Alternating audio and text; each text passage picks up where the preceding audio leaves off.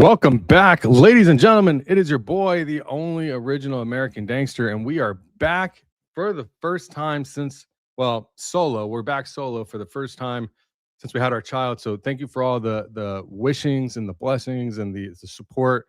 Very much appreciated. We're going to be diving into something that needs to be discussed. Tyler Bowyer told me on the phone the first time we talked. We talked on the phone once. We texted twice, a couple of times. He told me this. He said, Charlie Kirk and I own the Charlie Kirk podcast. It has nothing to do with Turning Point USA, besides the fact that it gives free marketing to Turning Point, because Charlie's the owner of the channel. So is Tyler Bowyer. I don't know if there's anybody else involved, but I'm pretty sure it was just the two. So what does that mean? Why do I even mention that? Sorry, I just got out of the shower, so if I'm wet anywhere. Why do I say that, and why is it important? Well, there's a couple reasons. If Charlie Kirk owned the Charlie Kirk show, the Charlie Kirk podcast, and so did Tyler Bowyer, and Charlie is gone, who in Charlie's place owns Charlie Kirk podcast along with Tyler Bowyer? Anybody in the chat? Of course, it's Erika Kirk, right? Erika Kirk and family, most likely. I can't claim to know. I don't know if they're doing some deal to have TPUSA own it eventually. I don't know. But what I do know is that it's a private podcasting studio that ended up going with Salem Media in 2019 or something. I think I don't remember the dates. So if Erika Kirk owns the Charlie Kirk podcast with Tyler Bowyer, two people that are not really ever on the show hardly, then everything that comes out of that show, Erika Kirk does a full-throated endorsement because she owns the channel. Does that make sense? Let me know in the chat. Does that make sense? So I'm going to play a couple of things from that channel. We're going to talk about Candace Owens footage that has been released over the last couple episodes, things that I've missed. We might laugh a little bit as well. There's a lot of funny bookmarks that I would like to show you. And so I appreciate a good time. So I hope you do too. So someone said, breathe, Danks. We aren't on 2x speed here. Okay, I'll slow down. Well, I'm just excited to be back, right? I'm excited to be back. It's been a while. We had a great show yesterday. Elizabeth Lane, myself, Libertarian Overwatch, and of course, James O'Keefe. It was really interesting to get his perspective. And for those of the people out there that say, and I've seen this across the board, oh, you have somebody on, you endorse them, like you see their views. Like how? So you're saying that just because and actually, yeah, I do see the view, the actual the realness of what is being done by James O'Keefe by exposing fraud in the government. Now, is he Nick Shirley 1.0 and Nick Shirley is 2.0? I don't know, right? I don't think so. But whoever I have on or whoever I guess with, this is what this show is all about. Different opinions, similar opinions, echo chamber, no echo chamber. A lot of times we end up in our own echo chamber. Actually, we all are. So it's really important to get more important because of that, to reach somewhere else that we typically wouldn't. I usually wouldn't talk to, normally like regularly hang out or talk with someone that's just like still pro MAGA. But somehow James O'Keefe has this pro MAGA. Hopefully things will get better, but I can see it starting to slip for him. So if you want, after the show, please go back and watch yesterday. I took off the ads. They shouldn't give you any ads because I want you to watch it. Super important, the things he exposed. So what we're going to do first, before we get into Candace, some things that Barron showed. This might be a little longer of a show, so buckle in unless somebody pops up on me to do to go live while I'm live. Maybe if there's Candace or Barron or somebody pops up, I might close it out sooner. But we're going to have a good show today. So put a fire emoji in the chat if you're ready to rock and roll. And don't forget to like, subscribe, hit that notification bell if you haven't already for the algorithm. Help share this message. And if you want to join our inner community, the Dankster Intel apparatus, go to clubvatra.com/Dankster Intel, clubvatra.com/Dankster Intel, CLUBVATRA. FEDSLOP.com. So let's go ahead. And so I haven't listened to any of this. Well, I'm sorry. I have. I listened to some of this. I was in the shower right now. And so I just played it from the beginning, and I got about 10 minutes in before I had to go live. So we're just going to listen. And of course, I'm going to do my thing, my Dankster thing. And we're going to discuss some things. Another thing is, well, I guess we'll go with it. Let's go with it. I don't think that you even know what you just said there and how much of a bombshell that is. Can you repeat that again? Yeah. Did you just say that Candace Owens told you that if the wrong people take over TPUSA, she's going to burn it to the ground? One of the reasons that I agreed to do the interview is because my own... Remember, Erika Kirk, I don't know for sure because I haven't seen the back and forth and the inner paperwork of how all this stuff works with them after Charlie's demise. But Erika Kirk most likely is the owner, the majority owner maybe, or split at least, of the Charlie Kirk show. It is completely separate from Turning Point USA. It is literally just an independent media outlet like me. However, they were being broadcast by a foreign propaganda machine called Salem Media. So that's the difference. They're not independent anymore. Now, they're still on Salem Media, by the way. Why do I mention Salem Media? Brad Parscale, foreign agent registered, taking tens of millions of dollars to spread foreign agent propaganda in America. Born and bred in Kansas City, big 6'10" corn. I used to say cornbread. Somebody, I kept saying he's a cornbread looking. And I'm like, oh yeah, I think you're right. It's corn-fed.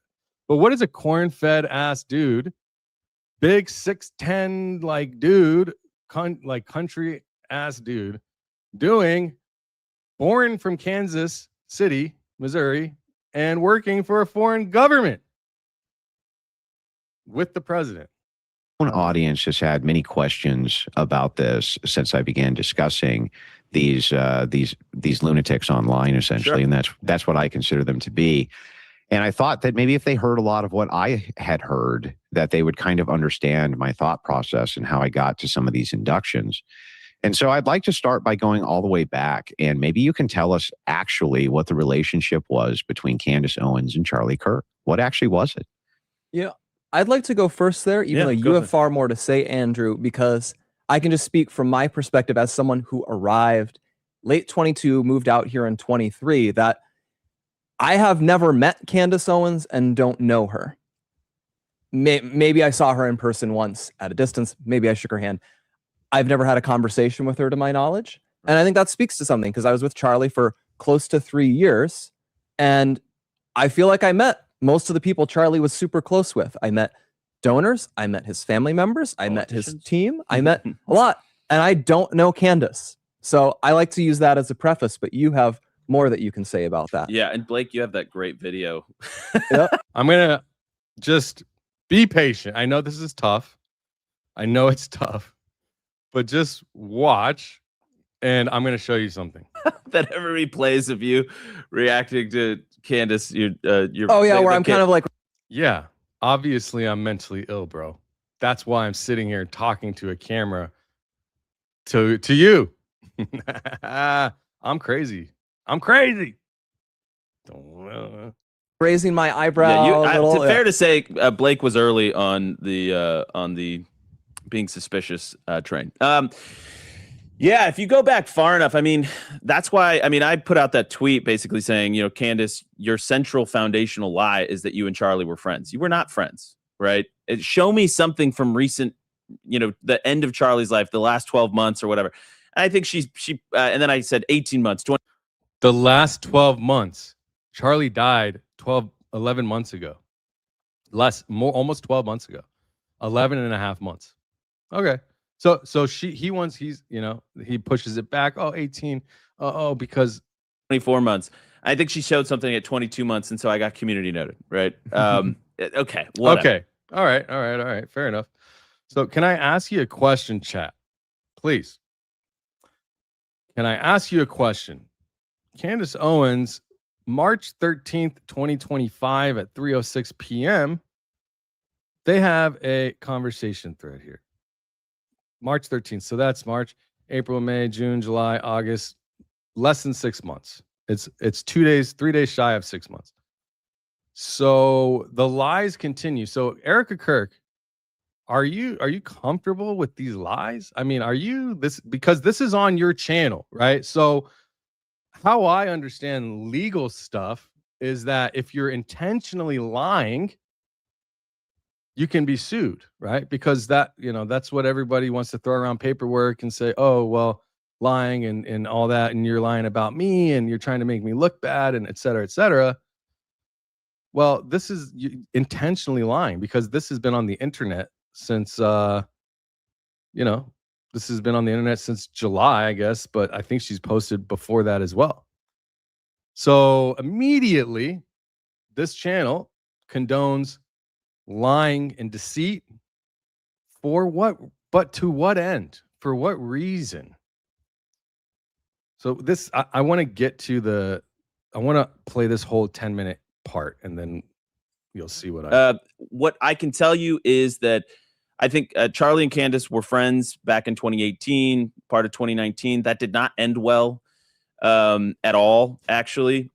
Could you give more details there? Even I would like to hear that. Like, what caused her to depart, if we can say? Well, I mean, there's two things, really. And part of it is you got to give credit where it's due. She was a rising star. She was growing. And another thing, Tyler Bowyer, do you, maybe I should just text him.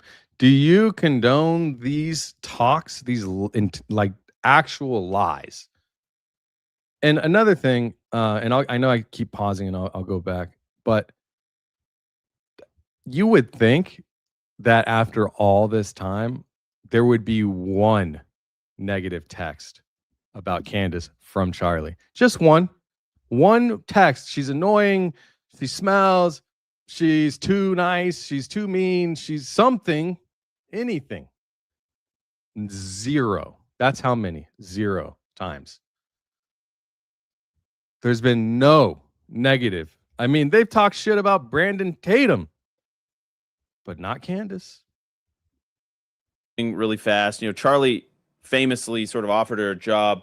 What did you, sorry if I missed something that you said, Andrew. Oh, okay. Oh, you're good. Yeah. So she was, Charlie offered her a job, basically right on meeting her, kind of saw that she was somebody that could help Turning Point, help the movement in his opinion. And then they she explodes onto the scene. Kanye had that tweet where it's like, I like the way Candace Owens thinks. And it was kind of like a rocket ship, right? And then they had, but she became more and more difficult to work with, more and more issues with the team. And then she had that moment. When you say difficult to work with, what do you mean? Bro, this is so. Listen to what they say. I think, she was very aware of her rising star power. And so she started exerting more demands on timing, on where she could be deployed, what schools. And so she was becoming like a prima donna. You could use that That's word. what I've heard. I've definitely heard complaints from people who have worked with her. Yeah, and that continued on after when we started working with her later on. Just, I think she canceled an event with us, and our event team still tells the story, like the day before, and we had to scramble to get it replaced because she ended up in like France with Kanye or something the next day. And so anyways, the point is that it was just an ongoing kind of growing frustration. And then she had that event where she basically said Hitler was great if he just would have stayed, in Germany. They're just like making shit up, right? You need to hear it. I hate doing it because it's so annoying, but you need to hear what they're saying. You have to, because they're lying. They are twisting. They are discrediting. And worst of all, they're speaking on behalf of Charlie Kirk. They're speaking on his behalf. And I think that is downright awful. State in Germany. Germany, which, there's a lot of problems. Now, to be fair and charitable here, right? Just to be as unbiased as possible. I did go back and review that clip as that seemed like it was the turning point for Turning Point, was that actual clip. Sure. It seemed to me that she wasn't actually trying to make any sort of. Now he's being how a normal human being, kind of, I don't know if he's normal, but he's being normal-ish, letting her, seeing that he's not just outright demonizing her right now, right? And I don't think I don't know. I don't listen to him much, but has he full-blown demonized? Probably. I just haven't seen. I've seen this. I think like this is what kind of, I don't know. There's something about the way that Andrew goes about it where he's like trying to be courteous and nice.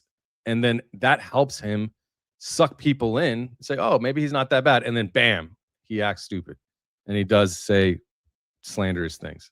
Like apologetics for Hitler, but rather she was trying to make a comparison to nationalism and saying that as a nationalist, she thought he did a good job.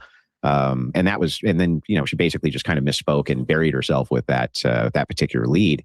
But obviously it became a massive PR nightmare for Turning Point, right? That's how that ended up playing out. Well, I think it's one of those statements where you can defend it and then, in isolation, and then events afterwards, I think, lend greater clarity to it. Yeah, it was part of a whole. Like the defense you could make is, she just meant, he wanted Germany's economy to grow. He wanted to undo Versailles. She didn't mean the weird, why don't they just have her on? Kill all the Jews. Except then, 2023, 2024, she actually becomes obsessed with the Jews all the time. Yeah, I would say it was part of a whole, though, to your point. Yeah, you could, if that was a one-off, you probably could have defended it. But then we had a bunch of chapters that were really up in arms about it. And then you had this, I think it was the Christchurch shooter in New Zealand that said she was, this guy was inspired by Candace. It was like a whole bunch of stuff.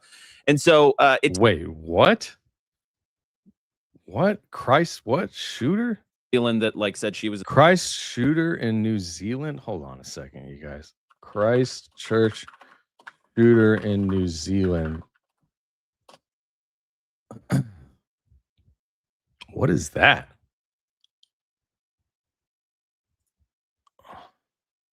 (2019) Let me see. Is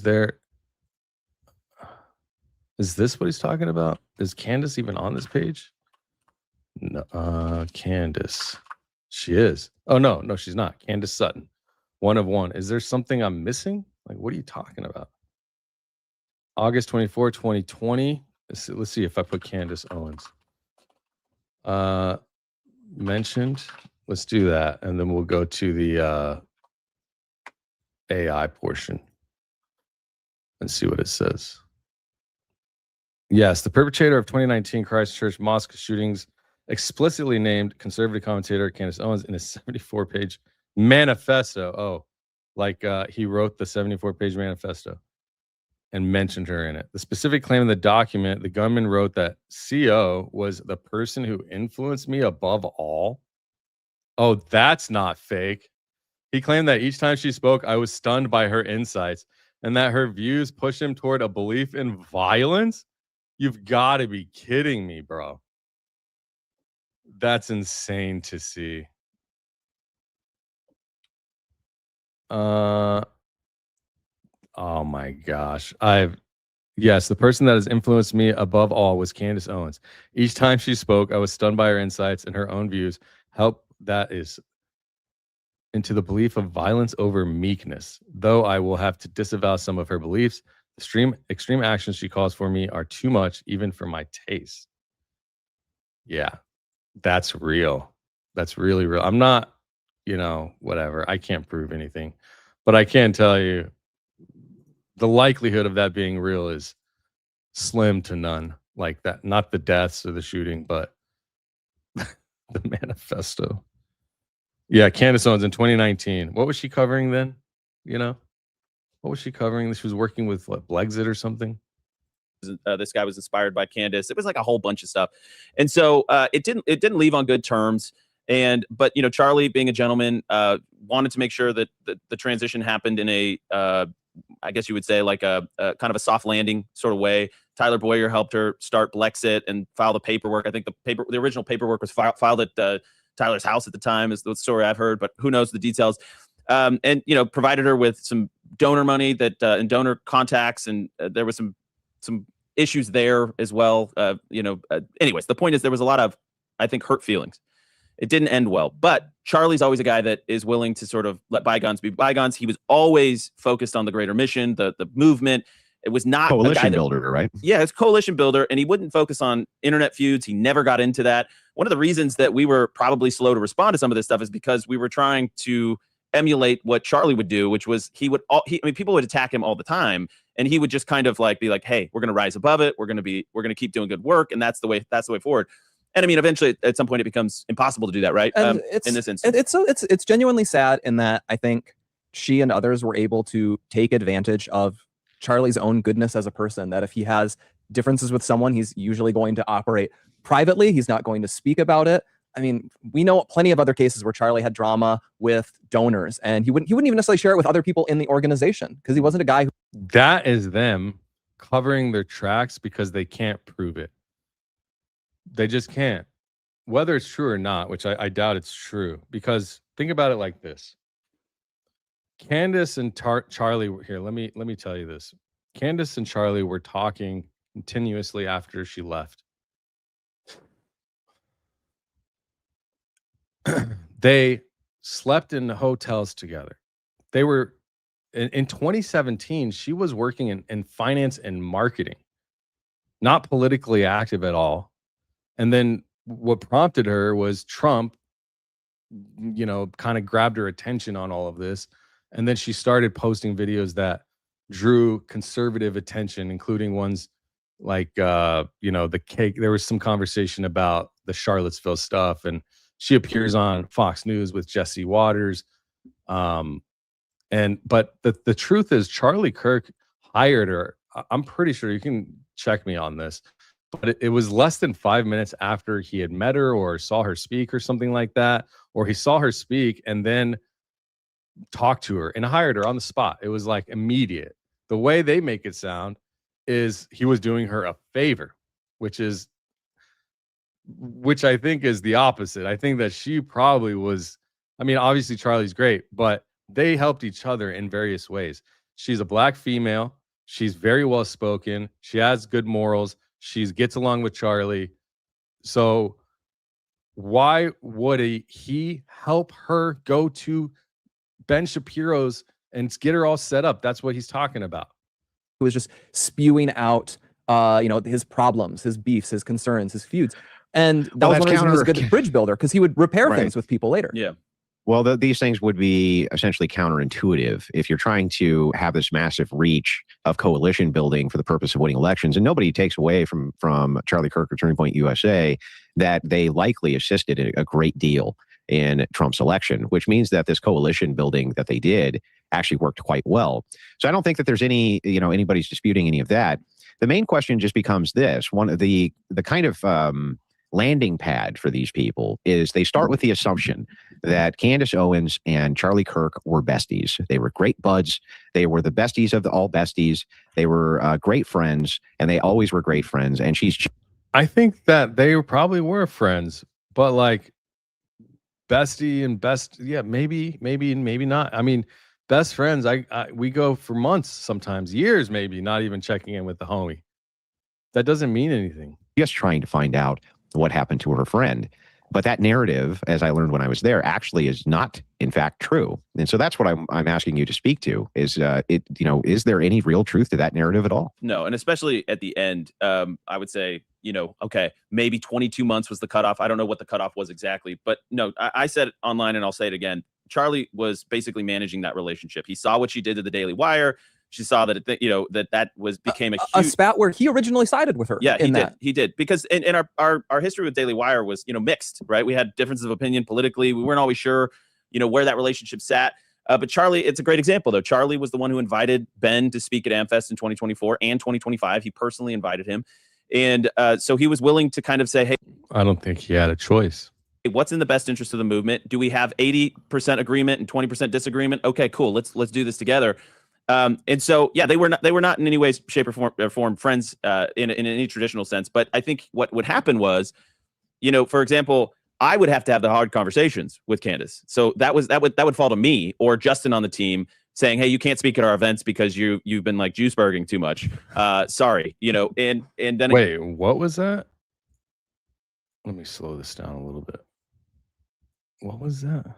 You talk with George. That would fall to me or Justin on the team saying, "Hey, you can't speak at our events because you've been like juice burging too much." Sorry, and juice burging too much. Oh, I see. Juice box. So he used a slander against them.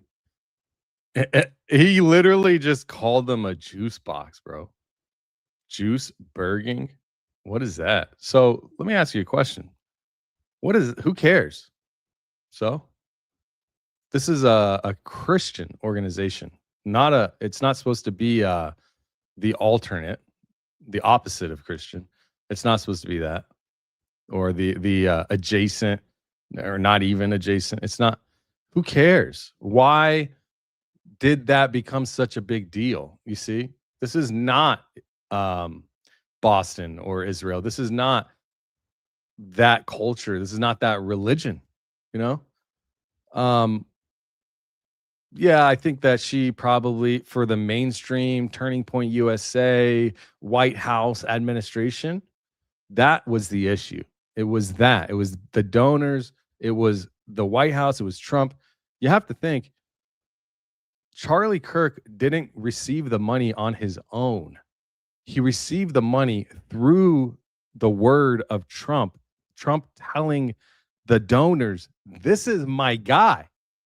He's worth every penny. He's going to get us in office. So when Charlie is working for Trump and Trump's word is on the line, that's where the issue comes. And I said it yesterday on the show. Donors should not be buying influence. That's not how donations in 501c3 nonprofits should work. That's not the intention. A donor invests in the nonprofit or the person or any business's mission. So, for example, if I go and buy, a large share of Target stock, what am I going to go just because I own $40 million in Target stock and say, you have to do this, or I'm going to sell all my stock? No, you use your stocks and you use the voting shares that come with your stocks and you vote. You know what I mean? Like, if your vote doesn't go through, then you try next time. That's how voting works, and that's how businesses make decisions in the stock market or public companies. There's a board, and there's people that own large shares, and they use their shares to vote. That's as far as it should go. But us getting donations as a 501c3, and then the donor saying, now because I gave you $40 million, you have to do everything I say, is stupid. And it should be illegal, actually. And I don't know if it is. Maybe it is. And you talk with George and all this stuff. And he would send her like a nice text about, hey, I see, attendance at Catholic churches is going up, right?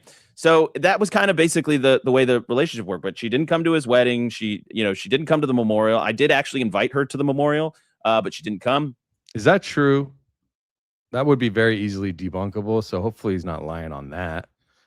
Why did she not go? Was she invited? Was she not? I'm curious. I don't know the truth on that.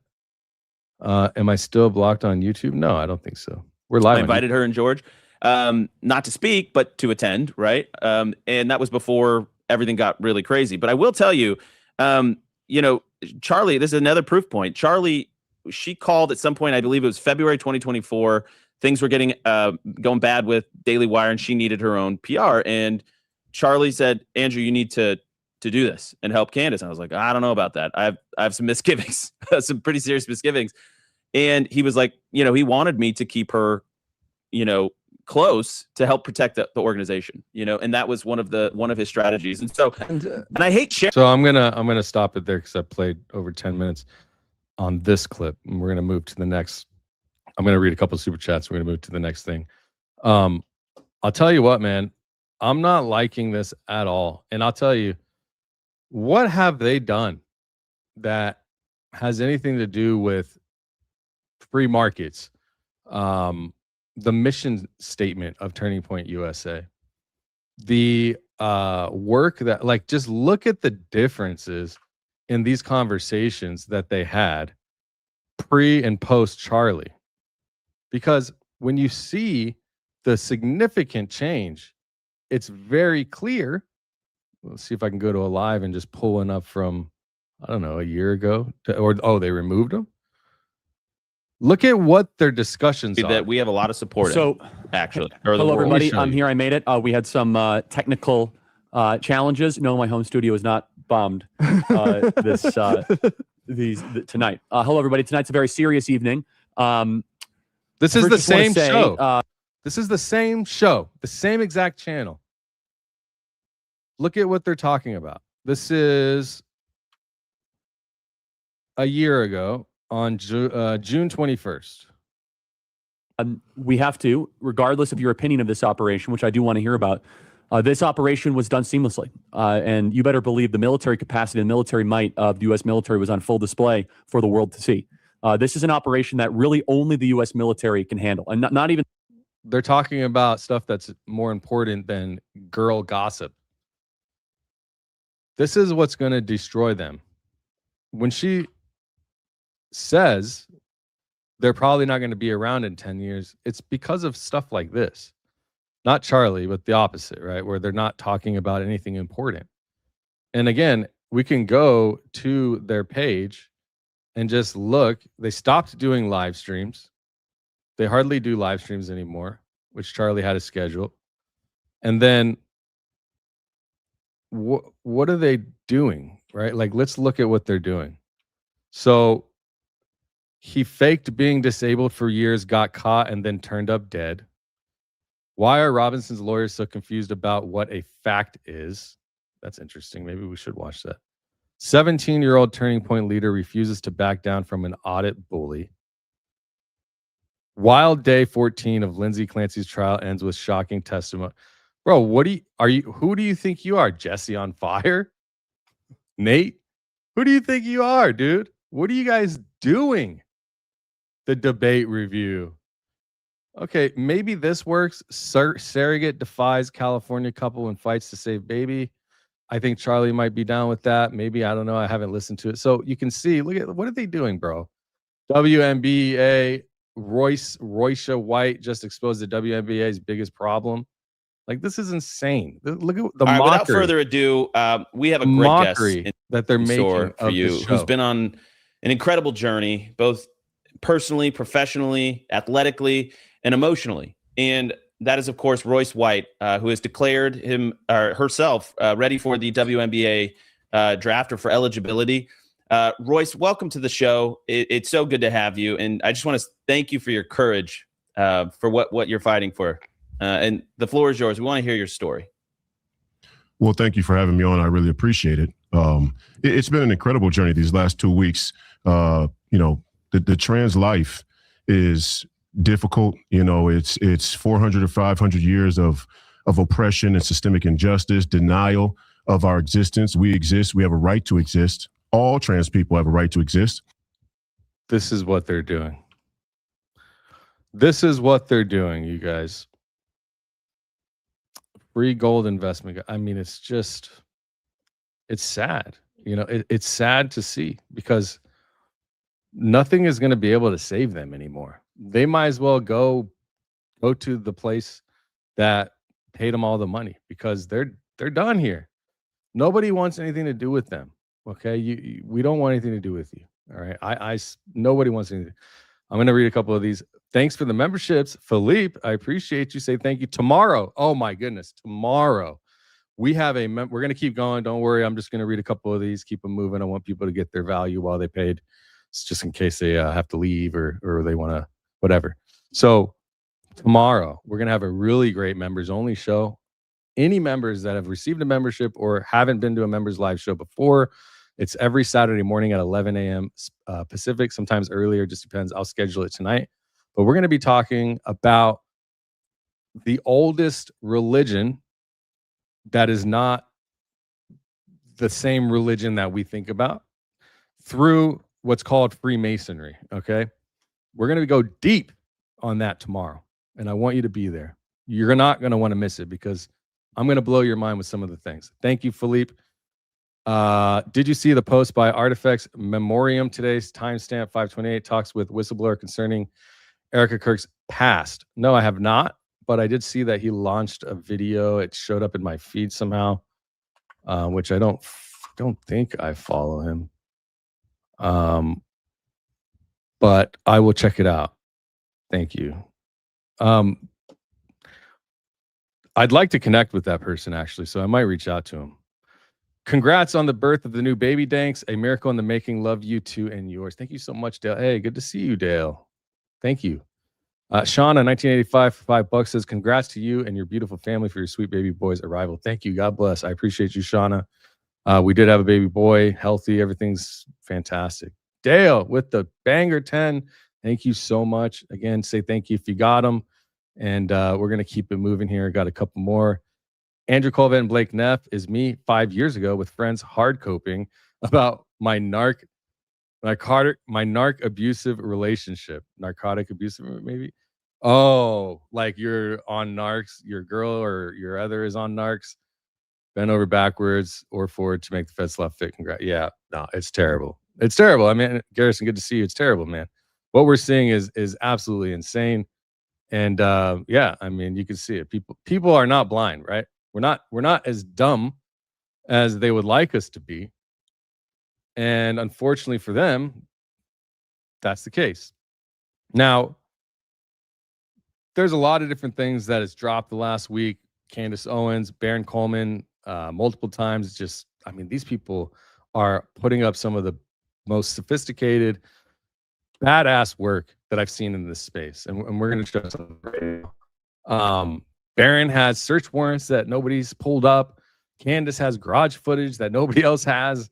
Turning Point put a quote on tape that Candace's phone records, whatever. I don't know. Andrew Wilson, the guy who paid $300,000 to tell you there is nothing here,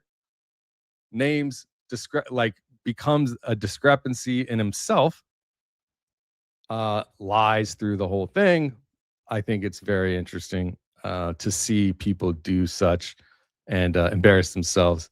What we're going to do is we're going to move to this section here. So Baron and Daisy found a stack of warrants this week that nobody really has gone through. I don't know if they're brand new or it sounds like they are new. He said they were new. So I want to start with that one here now, moving to that, because that changed how I look at things. I think it's interesting. So let's go ahead and show that. It's a sworn affidavit. This is not just a theory. So let's see what we got here.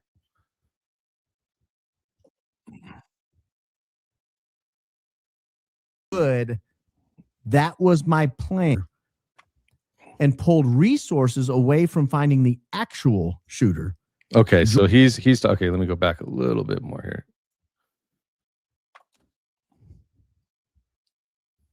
And then let's go. And remember, Baron has been from day one. He's been breaking news. Sometimes it's why is this thing taking forever? Let's go back a little bit. Or CSAM material, little people material.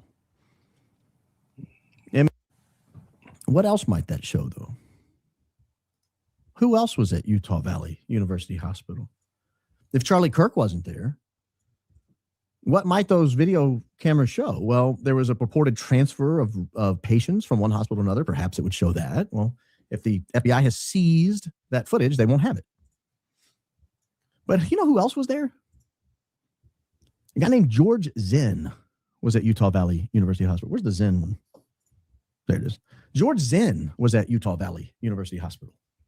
That's where they took him. And we have the search warrant now for George Zinn. I'll show you that now. This is a pretty fascinating search warrant in what it says about his idea for that day, why he was there. So they're looking for CSAM material, little people material. Images, depictions, whether written or visual, of kid eat stuff. And they go on and they have this long description of what all this stuff is. We blacked out a lot of it just because the description alone is gross. But as we scroll down here, we now get to the investigation. This is fascinating.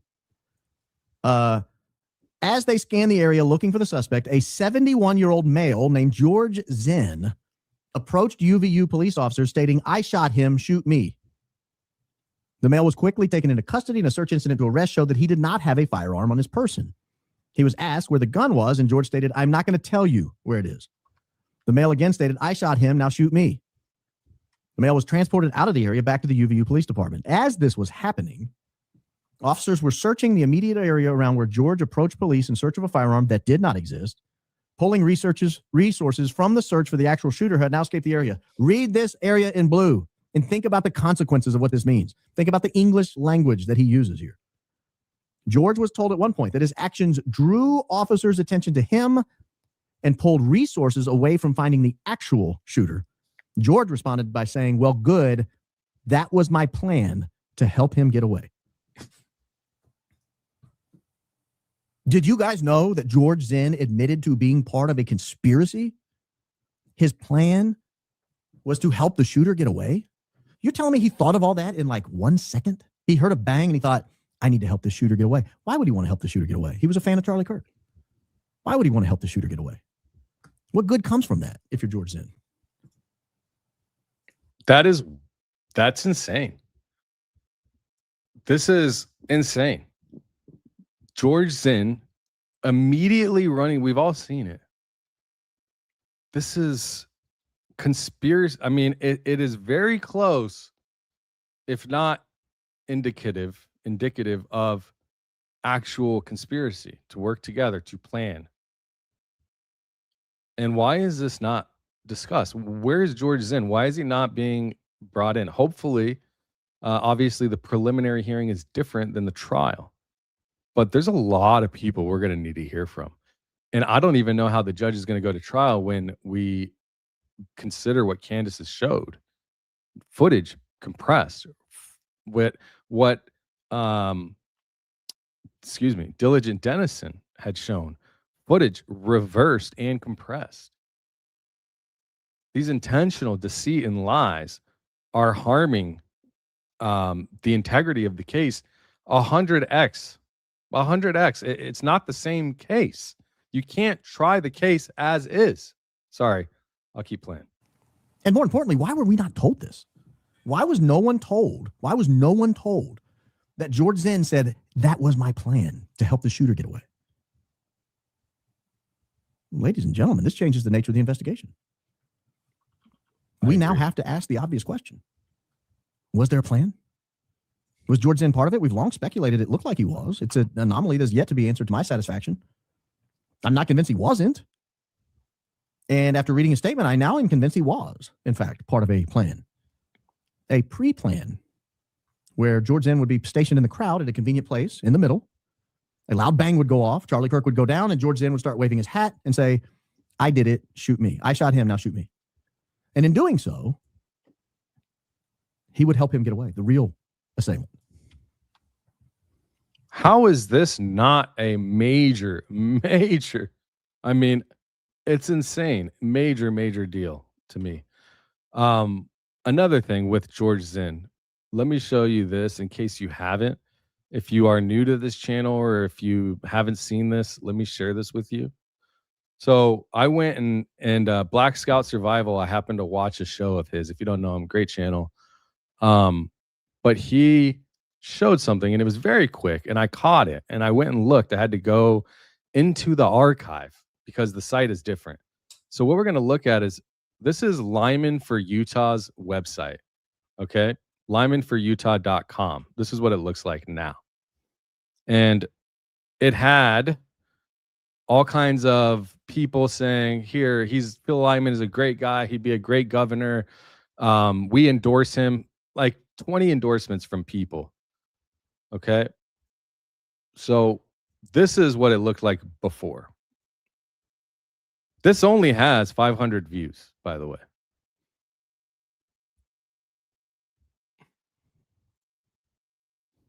So I usually don't do videos in the bed, as I usually code in the bed. But this was impossible to not make a quick video on, at least for you guys, guys and gals, people that are interested. LymanForUtah.com. You scroll down, this is his official website. Okay. Paid for by Phil. Oh, I guess I didn't have to go to, it looks like the website shows Lyman for Utah. So they must have changed it. I don't know why I thought I went in the archive. So this was what it looked like back then. So they rebuilt the website. Lyman for Utah. This is his website. But look what I found. An endorsement for George Zinn. I'm sorry, I didn't find it. I saw Black Scout Survival talking about it. He passed by it very quickly, and I had to go. It was 48 minutes ago he launched his video. I was like, well, let me go find it and make sure before they delete this sucker. And sure enough, they did. It says, rare to find a more caring man with uncompromising goals to make Utah great for generations than Phil Lyman. Not a politician who can be pampered, Phil has a knowledge of urban and rural Utah from every corner and community. Utah is in desperate need of true leadership and representation, and Phil has the passion and values to be a great governor. He needs our support, George Zinn. Total support. So why did they remove this? I can imagine why, but there's a whole bunch of other endorsements here. It is a whole bunch. It was a slide. I could slide through left and right. Support from community leaders. So kind of intriguing that this man that was he admitted to causing a scene to let the real guy get away. This man endorsed George Zinn. I had it reversed, endorsed Phil Lyman. And it's funny because God will reveal the truth in very interesting ways. And Phil Lyman keeps popping up again and again and again. Whether or not he's involved, I don't know. You can make your own deductive reasoning on that. If I had to guess, I would say 100% this dude is involved. You can't shake me off of it with a 12-foot stick, my man. So I am heavily convinced that Phil Lyman is involved in something. I don't know what. But what's crazy is if you go back and you look, like if I were to go back to that timeline, that video is pretty damning. If you haven't seen it, I mean, when we're looking at Phil Lyman being asked, have you seen what happened? And he's like, no. It is very strange. It's as strange, if not more, just as strange as Terrell Farnsworth. Let me find the clip. Hold on one second. My computer is running slow. Let me close my app over here that I'm using. 1 second. Oops. Yeah, this app is taking up too much. Okay. Let me show you this, because if you haven't seen it, you might have heard everyone saying, not everyone, but a lot of people talking about Phil Lyman. Why is everyone talking about Phil Lyman and his weird, strange antics? If you haven't seen it, I'm going to have to show you. If I can get my computer to somehow operate. 1 second. 1 second. This is so strange. Give me 1 second. I'm having a weird computer issue. Let me figure out what the issue is. Claude maybe, and Discord. Could be those two. All right, we'll try that. Google Chrome is taking up a lot. All right, let's see. All right, that seemed to help a lot. Here we go. Sorry about the intermission there. Let's go ahead and pull the video up. I want you to see this. It's super important.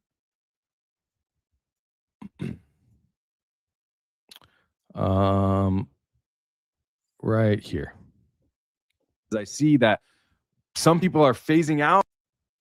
Video of Phil Lyman standing, interviewing an actor that is not a student. That is an actor reciting a script that was told to him by Phil Lyman. Look at Phil Lyman's lips and look at the girl's shirt. 1, 2, 3. I saw Charlie Kirk get shot. 1, 2, 3. As in 1, 2, 3, action. I saw Charlie Kirk get shot. Look at this dude's Collapsed lips. in the seat. You can see as he's moving through here, and I'll widen it up for you so you can see it better, right? Check it out. Look at Phil Lyman. Fell over to the side. Look He at was his carried lips. off. Watch. He collapsed. 2, 3, Right here. action. I saw Charlie Kirk get shot. He collapsed in his seat. He fell over to the side. He was carried off. Nodding and looking at the He script. had blood on his arms. He had blood on his shirt. So look at Phil Lyman's lips. He's kind of like reciting what he's saying to make sure he's saying it correctly. And read what is said right here also. it says, and shout out to Mr. Lecco, good friend of mine, really good dude, big time good dude. watch none other than Phil Lyman holding what appears to be a script and nodding perfectly in sync as the guy delivers his line. And the woman counting down before filming, check out her shirt. Her shirt says Lyman, I think. It's a little difficult to see. This is all staged. It's all a big setup. And I don't know what the ultimate outcome was, except for that Charlie Kirk is dead. And we need to investigate every single person that we have now all as a community come together and find. Jesse on Fire, Candace Owens, Mr. Let Go. I'm trying to jump in everywhere I can now because I see that. Let me move to this part. What did I see? There was another part that I made. Okay, yeah. So this was when, bro. This is when they had started making changes to their interface. But yeah, there's a lot more. I don't want to waste time looking for stuff. But look, obviously something is awry here. I personally am not. I'm concerned. Let's say that I'm concerned. Let's go back to Barron. And this is where the PVC pipe conversation has entered the picture. Nobody has mentioned this that I know of until Barron. Okay. And this is quite alarming. I don't know any other way to put it. So let's just. A blue backpack was located while searching the backpack. Investigators observed a PVC pipe. It was approximately 1 inch in diameter. The pipe had PVC end caps with black tape wrapping around the PVC. There were also portholes in the PVC. Investigators also observed wires throughout the bag with the PVC pipe. They also observed small Raspberry Pi computer chips in the bag. These are commonly used to activate or set off explosive devices. I stopped building a PVC pipe to show up to this live stream. No, I'm kidding. I did not. The bag and surrounding area also had wire cutters, hammers, and other tools. Investigators also observed shell casings in Robinson's apartment that were both spent and unspent. One of the casings had been engraved with the writing "test shot," engraved similar to that of those located in and with the rifle used in the shooting of Charlie Kirk. And again, this to be done safely, would have been done prior to reloading the ammunition to prevent accidental discharge. Daisy, on the run, correct me if I'm wrong. I believe this was at the condo. This was at Lance's condo. There's a problem with this backpack. Obviously, they're trying to tell you there's essentially a pipe bomb or something that was components of a pipe bomb that were found in the Lance Twiggs Tyler Robinson condo. I've gotten that confirmation. It was in the kitchen of the Lance Twiggs Tyler Robinson shared residence. It looks like the component of a pipe bomb, and it is a blue backpack. If that is the same blue backpack that was at UVU University, then someone else brought it back from UVU to the Twiggs Robinson residence. Very astute finding. Very astute thought process to analyze and understand. Once you look at it, it's like, okay, so how did that happen? I'll explain why in just a second. I have one more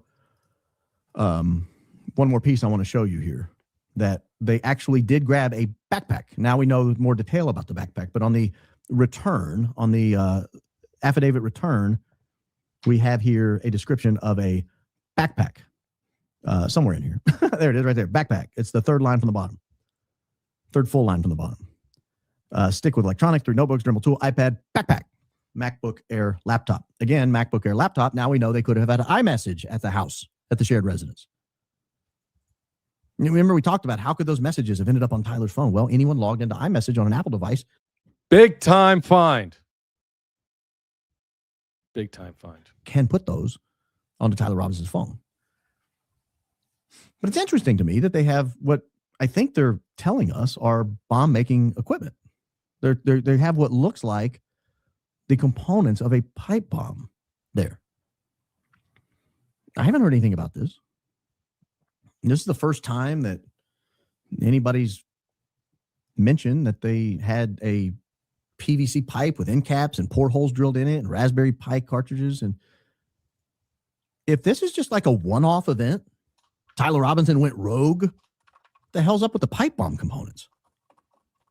And were those Tyler Robinson's pipe bomb components? Wouldn't you want to take that backpack and fingerprint it and see were those Tyler Robinson's fingerprints? Were those Lance Twiggs' fingerprints? Was it someone else? I threw up a poll in the chat. Do you think all of this stuff is going to come out in court? Let me know. I would like to know, do you think, like, what is the obligation? Again, I'm not a lawyer. I don't know how this stuff's supposed to work. But I will tell you, this will be very worrisome. In fact, detrimental to our society.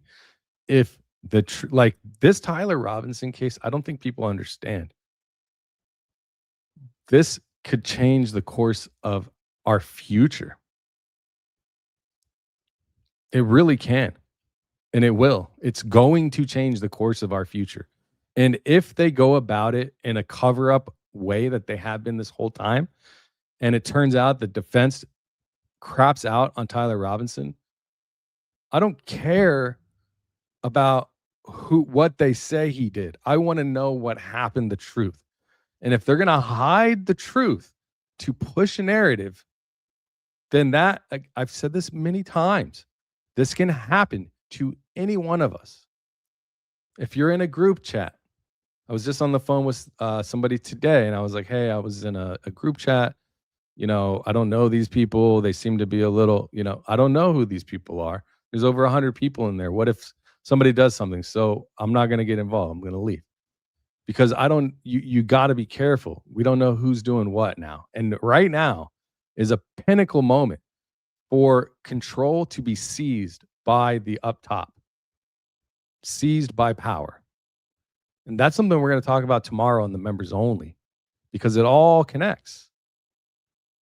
And if we don't look at this stuff now and realize it needs to be talked about, we're going to be in a whole lot of trouble, I think, because I don't want to see that happen. Let me pull this up here. Let's see. This is the one UVU review article that published a specific courtyard specific. Here, let's do this. Let's do this. Let's go to this one.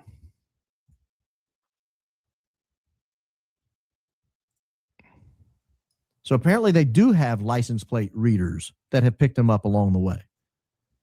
Why don't we have all that information? Why don't we know every single license plate reader that picked them up? Following the shooting, detectives canvassed home. I'm getting this weird, like, slow internet situation. Let me see. Homes for video footage. Investigators located surveillance camera footage dated 9/11. So this is after midnight.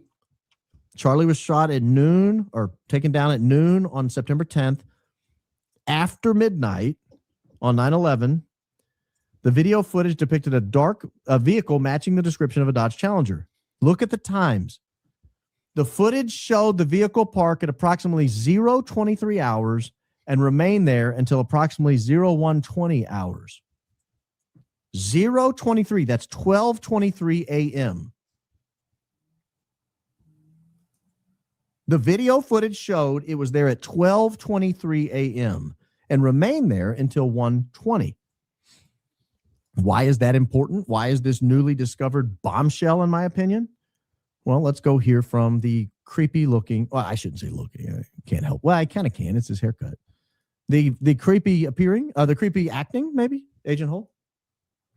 And let's find out if 12:23 a.m. makes sense. A Ring doorbell video that was provided that showed a vehicle consistent with the one we had identified as belonging to Mr. Robinson, parking in front of the residence across the street. Okay. And what can you tell us about the timing and the time? You know that this guy is no longer, right? I think he doesn't work for them anymore. And I think he might have said too much on the stand. I could be wrong. Of that parked vehicle. If I recall, that vehicle parked approximately 0:38 hours. Smash the like, subscribe if you haven't. You don't want to miss this show on the regular. The morning of the 11th. Okay. So 0:38 hours. What time is that to regular people? Just after midnight. At 12:38 a.m. In the morning, yes. Okay. So he puts the car there at 12:38. 12:23 on the search warrant. 12:38, according to Officer Hull. Well, do we have a different time? Well, we know that the Ring doorbell footage was clipped in a way that we can't see the timestamps. This is a little weird.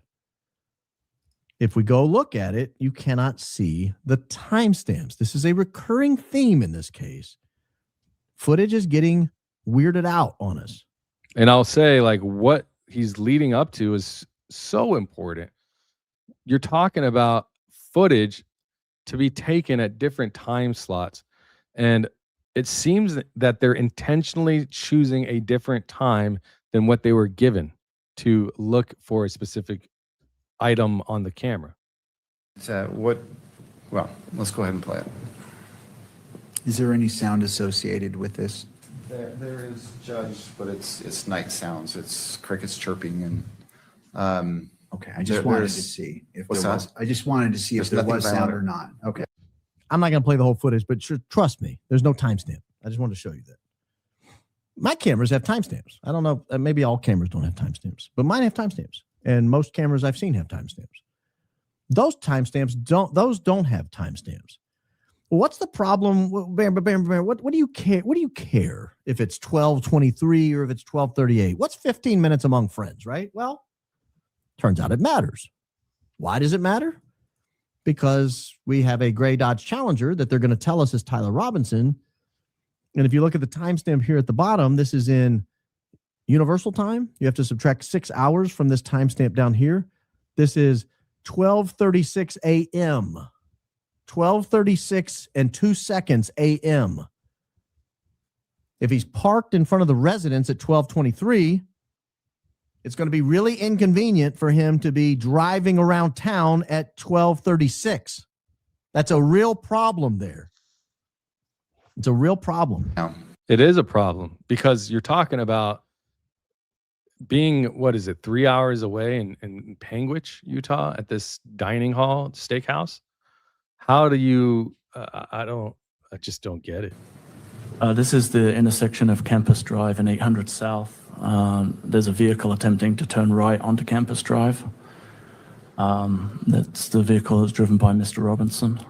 And on the screen, where is that vehicle that you're referring to located? If you broke it into quadrants. It's on the left side, on the upper side, the upper quadrant. Now, what do we see? And that vehicle's now pulling away and heading east on 800 South. So at 12:36 a.m. and 30-something seconds, he's still rolling around. Well, he can't be rolling around if he's parked in front of the Noble's house at 12:23. Let's just be honest. We don't know when this footage was discovered, but can imagine the problem you would have if you filled out a search affidavit and you compared the timestamps from the camera footage and you looked and you said, oh, it's 12:23. Got it. Well, 12:23. So we write that in there. And then later they uncover, well, we also have him on traffic camera. Wow. What fortune. He's all over the place. And then you look at that and go, oh, no. That's 13 minutes after we have him at the Noble's house. Well, that's not going to work. We're going to have to reconcile these two times. I am very curious. Where did they get this time that went into the search warrant? Now, it's possible search warrants aren't precise. It's possible they just didn't know the time, or they had heard the time from somebody. It was hearsay and they got the number wrong. I don't know. But it's worth noting because if you go to other search warrants, we have 12:23 as a time. We have 12:38 as a time, 12:23 from one search warrant. We have 12:38, 15 minutes later. That came from Officer Hull. And now we have yet a third time that shows up out of nowhere. This is a different search warrant we've already looked at in the past. The vehicle initially parked at 12:47 a.m. on September 11th and left at 1:35 a.m. on September 11th. Guys, we're now at a 24-minute gap. I don't believe that we just don't know what time he rolled in there. So, again, inconsistency after inconsistency after inconsistency. Now, I don't think I can show what I want to show on the Jimmy Dore show. He uploaded a video. He did a show, a live stream with John Cullen. I might try to show it because I really want to talk about it. But we are going to do a show. I'm doing one with Teresa Better Life. And I believe Andy is his name, that was looking at flight data and stuff with the Hades plane. But there's also that plane. If you know John Cullen's theory, actually, I kind of want to play it. I don't know if I can. I'm worried because of the UAV with the firearm on it. I just don't know what the channel's going to do. So I can't risk my channel when they've already told me that I can't show firearms and stuff. I just don't know. They say I can't show firearms as long as they are being handled by somebody. But I've seen others get nicked for just showing something with the firearm. So I'm not going to show it, but I will highly encourage everyone to understand John Cullen's theory because he has a great one. Let's go ahead and move over to Candace, where Terrell Farnsworth, she's got footage, dropping the footage bombs. Hey, Suzanne, thank you. Good to see you. Money for your sweet baby. Love you, Danks. You're amazing. God bless. Thank you. Thank you for the 20. You're amazing. Welcome. Thank you. 1202. Hey, good to see you. Already 6 months of growing and learning. Thank you. I'm glad to hear it. Gifted membership 1202. Thank you for that. If you got one, remember tomorrow in the morning Pacific time, we're going to be doing our members only live stream, and it's not gonna want to be missed. Meant narcissist abusive situation. Oh. Yeah, they're like in an abusive relationship when you were saying, Garrison, on your last super chat. I see what you're saying. It's similar to like two heroin addicts being in a relationship. It's like toxic, right? A Barnes, whoa, showing up in the chat. Good to see you. Call the FBI and ask why Zinn was ruled out. Would you record a live call with an agent? I absolutely probably would. If it's legal, I don't know if it is, probably. They are the government and we pay them. So I've called and recorded as a constituent to talk about NDAA. So congrats on the new edition. Blessings to you and the fam. Thank you. A great show tomorrow. All right. And today for that matter. All right. Let's move to our principal, as Barron would call her. Well, today we can share with you my very own October surprise. I call it an October surprise because I've had it since October. I've been interested in Terrell since October. Well, since September when I spoke to him, and it just felt off. Intuition. And like I said, there were good guys in government working behind the scenes. Do you believe her? Should we put do you believe her? I believe her. Let me know in the chat. I'm going to run a poll. Let's close the poll from earlier. Do you all think that this will come out in court? Over 50% said no. We have over 250 votes. I'll just put the winner of the poll, and then let's start a new one as we go. Do you believe? I want to know. Do you believe a source from the government is feeding Candace info? Yes, no. I don't know. All right, let's run it. Vote in the poll on YouTube if you're here. Let's keep moving. And what I learned is that after he pocketed that, he then pretty immediately opened up his laptop. And apparently, in my opinion, that's what I observed with my eyes, sticks the SD card in. For what reason, I don't know, but I'll let you make up your own mind. Take a look. If you're listening to this on audio, here is Terrell.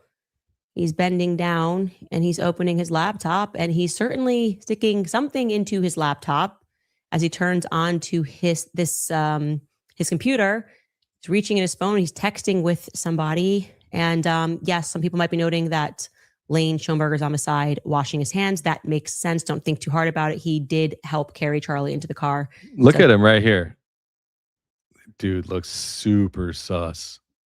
Super sus. And he looks right at the camera. He's likely just getting blood off of his hands, as any person would after that.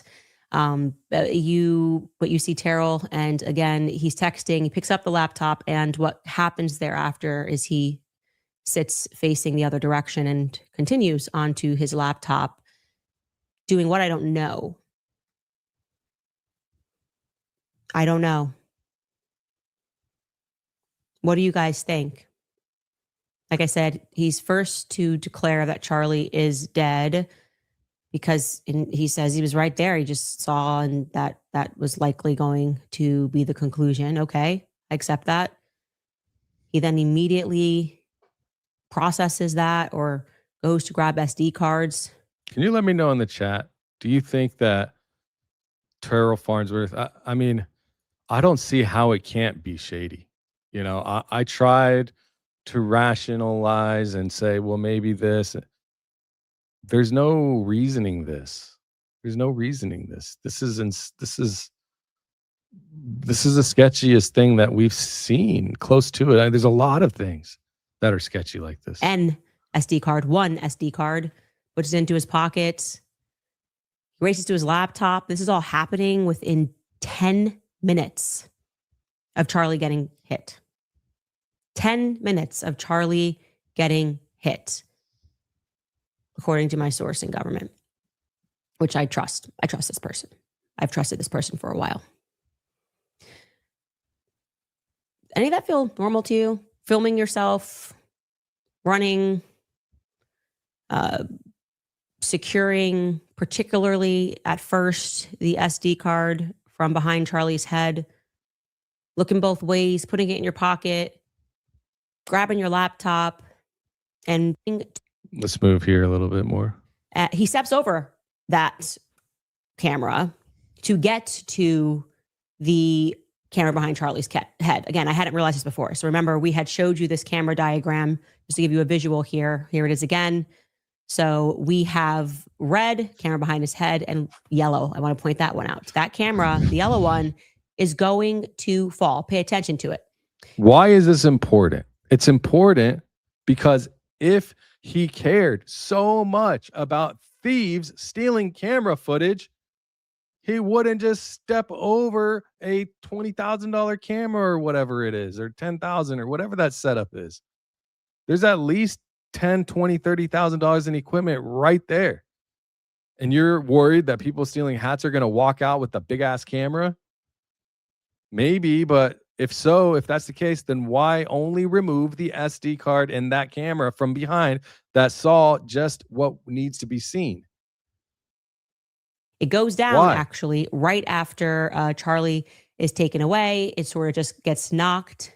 And again, according to Terrell's 1102 statement, we know that that's filming the audience, in particular, the individuals that are asking questions. So it's going to fall to the ground. I'll show you that right now. It might be again because it seems to be on a rotator. How did it fall over? Let me see. It's going to fall to the ground. I'll show you that right now. Is there somebody? Is that where? Are they down here? Like, it might be again because it seems to be on a rotator. Bam. Okay. So it's just under now. It's just under the footage behind Charlie's head. So when Terrell appears approximately 3 minutes later to take the SD card from the camera behind Charlie's head, he steps over it, steps over the yellow camera. And therefore he is stepping over its encompassed SD card. And then he disappears behind the tent. Take a look at that. It's on the floor. It's right there. Picks up Charlie's chair that he got shot and killed in, steps on it, and we saw all the blood, right? So if there's blood all down here and there's an active shooter in the area that your boss just got murked, just cold-blooded, and you guys are just hanging around. Look at what are these people doing? Like, this is I keep telling people it feels like an event just finished and they're doing their thing to finish up whatever, closing their stuff and getting their things. It's like nothing happened. like it was planned. That's what it looks like to me. This is not what an active scene where someone got shot in the neck would look like. Not even close. You see him take the camera down and just steps right over it. So if Andrew's narrative, which was shared, is that he was concerned about grabbing the SD cards. Right. I just said that, right? So now, even better or worse. It appears that he is accessing that footage. What I'm going to show you is that he even seemingly consults with Philip Goldsberry. Now, you may remember we mentioned Philip Goldsberry. We did a whole episode. He is the guy who mic'd Charlie for that final time. And he was working with Terrell Farnsworth, working under Terrell Farnsworth at Visual Impulse. I just want you guys to see this footage. We're going to watch it here. I love it. I love it when she said, I just want you guys to see this footage. Because I know it's not the last time. I guarantee you that. I don't know for sure, but I'm pretty sure if she's got this footage, she's got more footage. Nice hand grenade. All right. What do we got here? We'll point there. Keep your eye there. So that's when he gets up and he looks. Gets up and he shows something on his laptop to Philip Goldsberry. He sits there and he just gets busy on his laptop. Looks like he's putting in looks like he maybe putting something else in there. Maybe a second SD card. Not exactly sure. I'm just letting you guys watch this so that you can see. We were told by Andrew Kolvet that he was worried about. It's kind of blurry, right? So maybe we can slow it down. Let's slow it down and see if we can't look at this together. I'll just put her low and let's back up. Not exactly sure. Nelson. Okay, so he Philip Goldsberry shows it to Philip. On his... I'll just mute it. Shows it to Philip, and he's like, yeah, cool. And he sits down. He grabs something or reaches somewhere. He looks to his left. He bends over, and it's hard to see a little bit, but he's right here. There, maybe a second SD card. And he's putting something in. Sure. I'm just letting you guys watch this so that right you here. Can see. We were told by Andrew Kolvet that he was worried about people stealing hats. He's right here. On the left, behind the guy in the glasses. You probably can't see my mouse. But behind the guy that's kind of facing the camera with the plaid shirt, right behind him is Terrell Farnsworth. I'm not getting that sense. Doesn't seem to be a priority. See him? He's on the laptop. How is it that you're on the laptop within minutes of your boss getting shot? And why is everyone just hanging out right where he got shot? Keep your eyes there so you can see he's just on his laptop. Still on that laptop. Moving those hands. Tip-tapping away. Checking back. Make sure nobody is looking. That is important. Look at him, bro. Super sketch. Bro, that's the tweaker neck. You know, that's the tweaker neck. Bro, did somebody knock? I know they're watching me.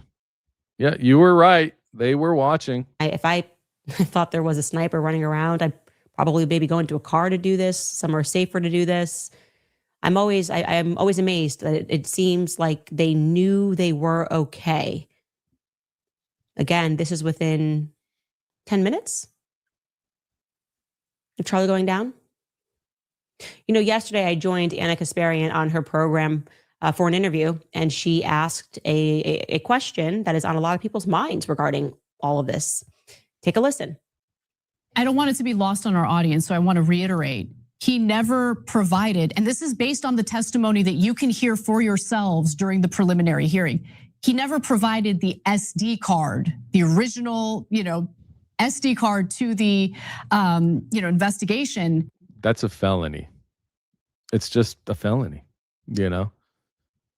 I think. I mean, I don't know. I would imagine it's felony. You're tampering with evidence, and she goes through it here. He just provided the Google links and a flash drive, which would indicate that there's a possibility of evidence tampering. No?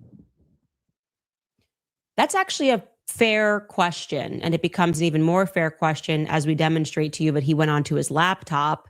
And the truth is, from what I've researched, It could be a legal gray area, but maybe not really. I'll just tell you what I found, okay? Broadly speaking, yes, everything that we saw Terrell do in terms of violating the crime scene, using Charlie's chair to climb up and remove the camera that was behind Charlie's head, and then taking that SD card and inserting it into his pocket, potentially altering it, could indeed register as a very serious legal offense. In the state of Utah, he could be charged with a felony for tampering with evidence, just as he suggests, which is defined under the Utah code as altering, destroying, concealing, or removing a thing or item with the purpose of impairing its veracity or availability of the. I wanted to read more of this. She went through it quickly yesterday, but I want to read more. So I'm going to read what she had. Excuse me.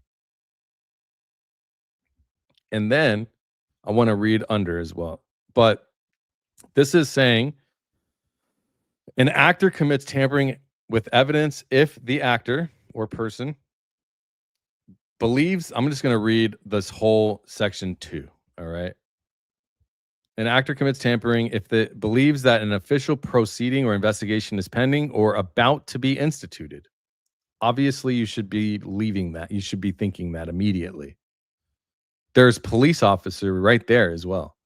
Or intends to prevent an official proceeding or investigation, or to prevent the production of a thing or item which reasonably would be anticipated to be evidence in the official proceeding or investigation, and knowingly or intentionally alters, destroys, conceals, removes a thing or item with the purpose of impairing the veracity or availability of the item in the proceeding or investigation, or presents, or uses a thing or item which the actor knows to be false with the purpose of deceiving a public servant or other party who is or may be engaged in the proceeding or investigation. The thing or item in the proceeding or investigation. Now, I want to try to understand that in terms of what we saw. Again, what we are doing here is looking at the evidence of our eyes under the Utah 1102 rule. Okay, we're doing what Erika's prosecution did, her prosecution team did at the preliminary hearing, looking at the videos and inferring upon what we believe we see. What is not in dispute is that Terrell did, in fact, remove a physical object from the crime scene. Okay, that's not in dispute. He then immediately goes behind the tent, puts it in his pocket. Would that count as concealing? I'm not sure. But let us be charitable and accept Andrew Kolvet's excuse. Is there any lawyers in the chat? Is there anybody that can certainly say, is that intentional? Is that illegal? Let me see. I'm not sure. Pocket, would that is not in dispute. He then immediately goes behind the tent, puts it in his pocket. Is this considered concealing evidence? This is, to me, it looks like you're hiding something, right? You're looking around, you're acting like I can't be seen doing this. Would that count as concealing? I'm not sure. My question was the same as Candace, essentially. Is this here? I'll just let her say it. That's not in dispute. He then immediately goes behind the tent, puts it in his pocket. Would that count as concealing? Would it count as concealing? Is this legally concealing? You got on a chair. You removed the camera and the card inside of it. And then you're all up to this funny business. Pocket, computer, card goes in, something goes in computer. Is this, I mean, I don't see how it couldn't be, but I don't want to jump to conclusions. I'm not a lawyer. Tashi says, yes, definitely concealing evidence. And I think this was a good statement. We don't know if it's the SD card. I agree. 100% I can say you're right. We don't know 100% if it is, but it looks very much like it could be, but we can't say for sure. Trigger Smart says it's not concealing evidence. It's not evidence yet. So since no one locked down the scene, And he eventually turned it over allegedly, not illegal in Utah. But what about this though, Trig? Where it says, let me remove the message. Where it says, if they knowingly or intentionally, like at the time, there's no investigation, right? So what it's saying is tampering with evidence. An actor commits tampering with evidence if they believe that an official proceeding or investigation is pending or about to be instituted. So Trigger, I beg to differ on this. I could be wrong. The only thing though is that you would have to be able to prove that he believed there was going to be an investigation, I think. So that's where the water gets murky. But this doesn't say anything about active investigation. It says the belief that one is pending or about to be instituted, which is the case, right?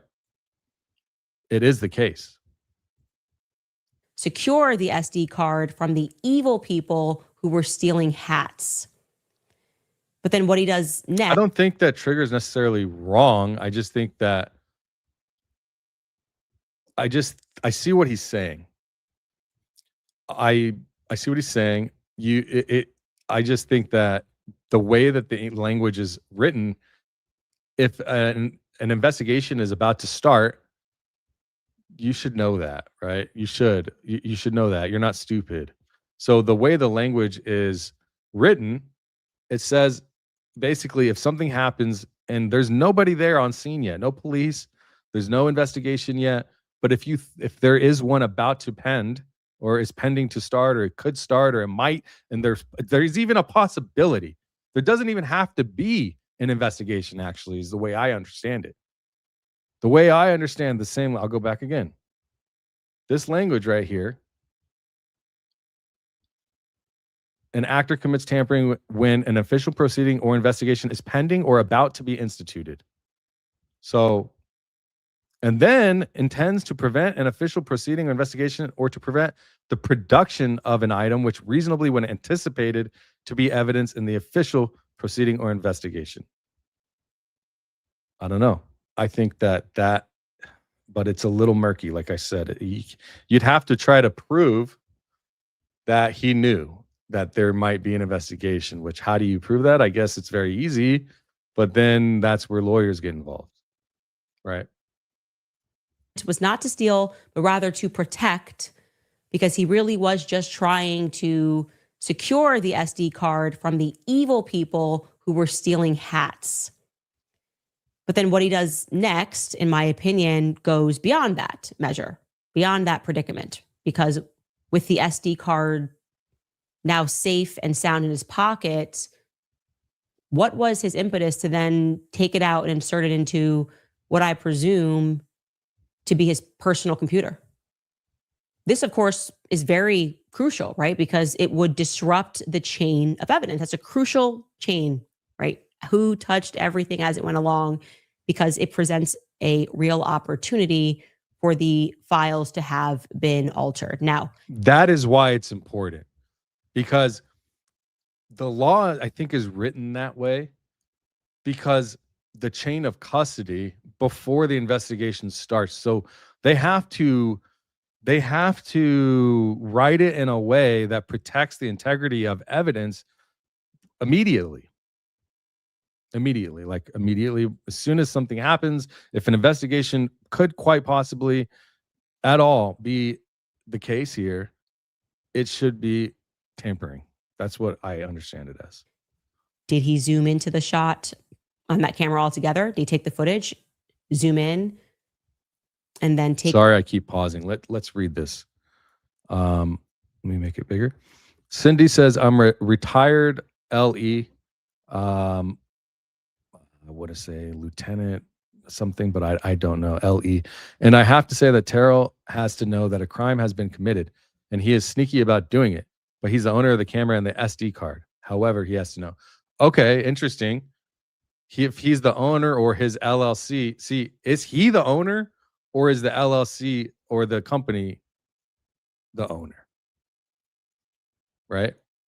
And if you own something, does that give you the right to take it in a crime scene? There's another question for you.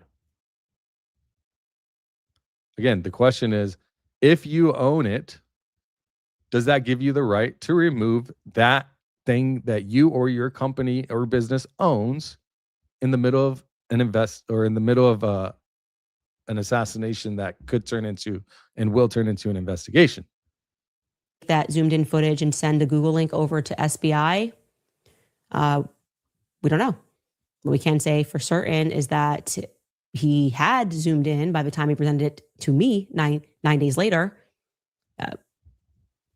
What we also know, according to the testimony of David Hull, the lead investigator, is just as Anna Kasparian stated, is that he did not hand over that physical object that he took from the crime scene, the SD card, over to the lead investigators who were on the scene, who arrived on the scene around 1:30, I believe he said.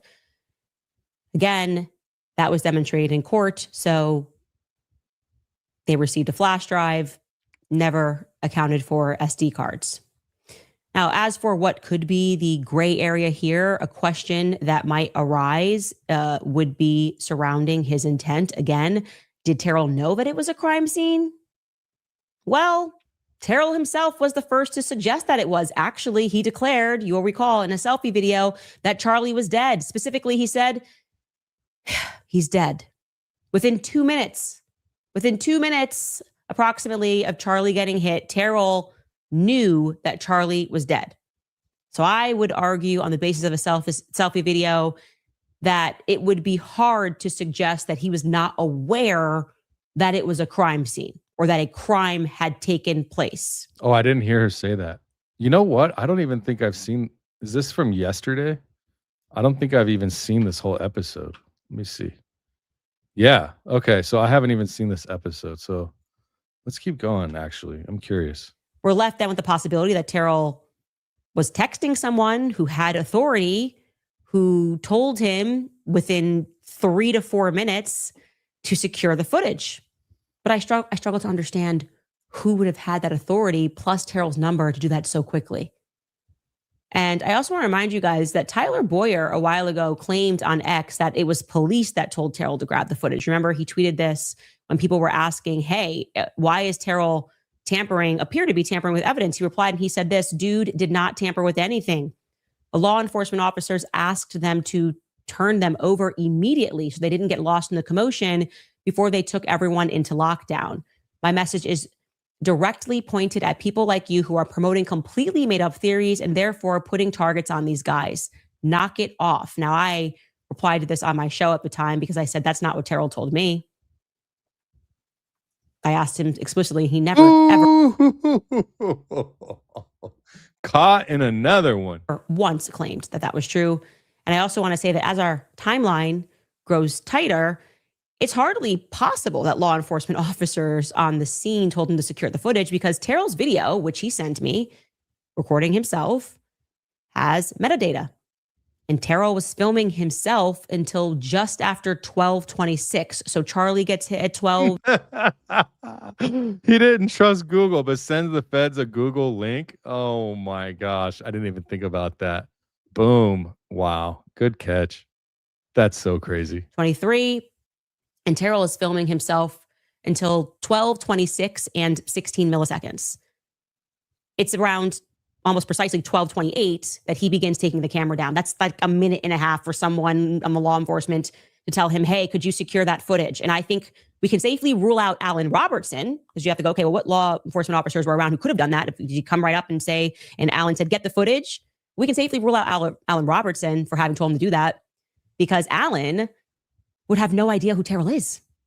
He would have had no idea that it was Terrell's cameras, that it was his setup in that short time frame. Remember, Alan Robertson, we determined, was just visiting from Utah State University. He was undercover because he was there to check out the protesters ahead of the event. He was upstairs when Charlie went down. He was not speaking to any TPUSA people before this event. He didn't know who he was from a hole in the wall. And I was told, and I will say allegedly here, but actually Terrell was told to do the exact opposite. He ignored instructions like, hey, you should not disturb the crime scene. But he may have done so anyway out of nerves. People do make honest mistakes in a crazy situation if they're under pressure. So there's that. Oh, it's not a video. It's a live stream. Just go to my live stream from yesterday. It's there. Okay. But this narrative of oh, and if you don't know, James O'Keefe came on with me and Elizabeth Lane yesterday, broke some news regarding voter law, like scammy type of stuff. So if you like James O'Keefe and you're interested in his, his work, we interviewed him yesterday very briefly. So you might want to check that out if you like that. Told him to do that. Terrell himself never made that claim. So what is out of whack here is that has only come from Tyler Bowyer. And I explicitly asked him that. I said, why did you do this? He did not tell me he spoke with police.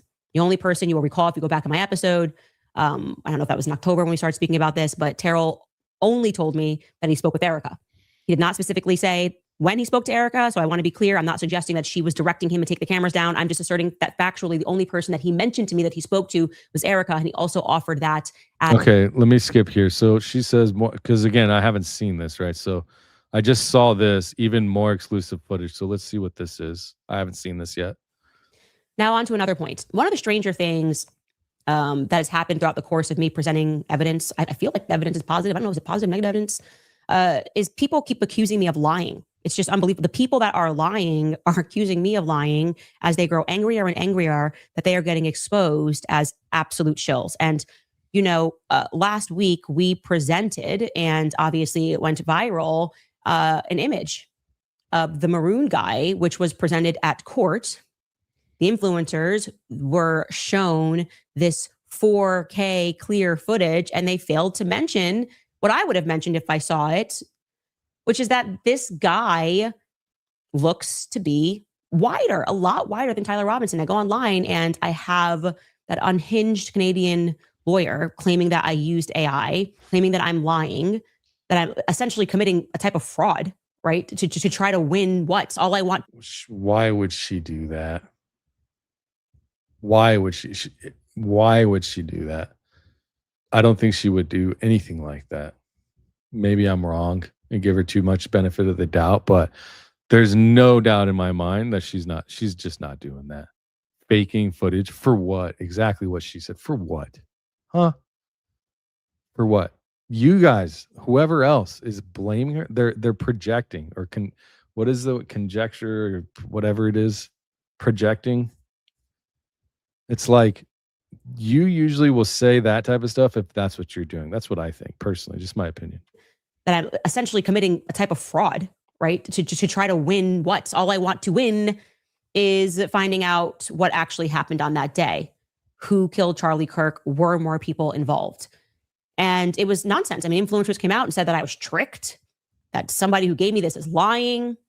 And obviously people looked at their eyes and they said, no, the cars are clearly completely squished in the footage that the court showed. It's very obvious that something happened here and it wasn't Candace. Candace looks like she corrected the measure. They're like, oh, well, she used AI to do that. Well, that's not true. And I should, by the way, correct that I got an email informing me that the correct way to describe this, what was done to the footage, is not to say that it was compressed. You should say that the aspect ratio was decreased to make everything look squeezed.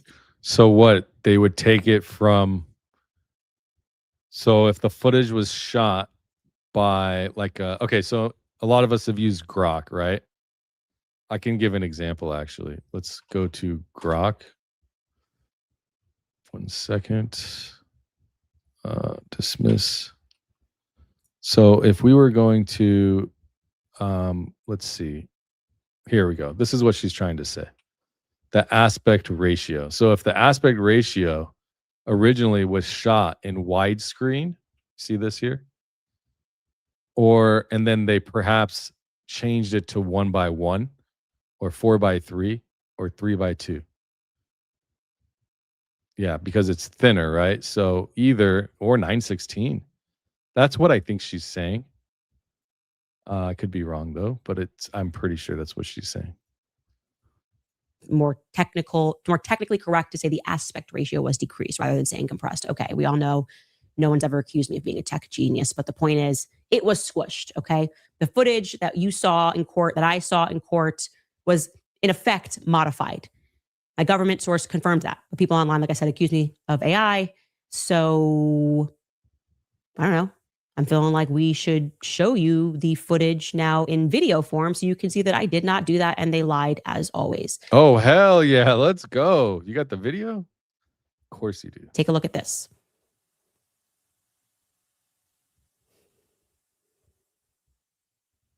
There you go. And we will show you this in slow motion so that there is no confusion that we did not edit anything. Here it is in slow-mo. Wow.